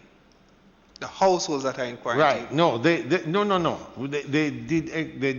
They gave us that as a specific. Right. Separate. And they do provide, and I know of a fact because we have received reports that they do get packages from the ministry in St. Catherine. As a matter of fact, right across the island, once a household has been put in quarantine, no, we're not talking about the households. What we're talking about, a difference between a household in quarantine and a community in quarantine. Oh, yeah. So Bull Bay they dispersed 1,000 packages in Bull Bay on 2 occasions. Then it fell, I think corn piece they said 40 or 80. And now I'm just saying that the number that went, it looks like the policy is shifting as we go further along. But more none. Members, next week we have invited the Ministry of Tourism, and we're specifically looking like this at those expenditures made for emergencies. I had suggested at the start of the meeting that we would invite, certainly we want a report from those parish councils that have done that expenditure. I would also say that it may be useful, and I throw it out to members, the Ministry of Local Government has an important role that it is also playing, including, I think, every councillor has funding, and I don't know if that funding has gone out. I do understand that there may have been some hold up. It may be useful for us to ask, as we had invited the Ministry of Local Government, include their overall strategy in COVID response. So I'd ask the Secretary to invite the Permanent Secretary along with a report only dealing with what they're dealing with that, as well as their cooperation with the Ministry of Tourism. All right, members, we've had a long, extensive day, but very, very helpful. I want to thank the Permanent Secretary and his entire team. I think it has been very helpful. And let me just say, sometimes you hear us coming at the end of the day, we want to be able to do anything to help you because we know the important role you are playing to protect us. So, you know, sometimes it is out of an overabundance of us trying to ensure that you have everything that you need. Again, I mirror the expressions of all the members that we are happy that you and most of your colleagues, that everyone seems to have gone over the hump, whatever that hump might have been, with regard to your quarantine, etc. And wish you well, and we'll continue to fight. Thank you for the work you're doing. Thank you, Chairman. Thank you. Thank you. All right, so members, with that, we adjourn the meeting till next week, Tuesday.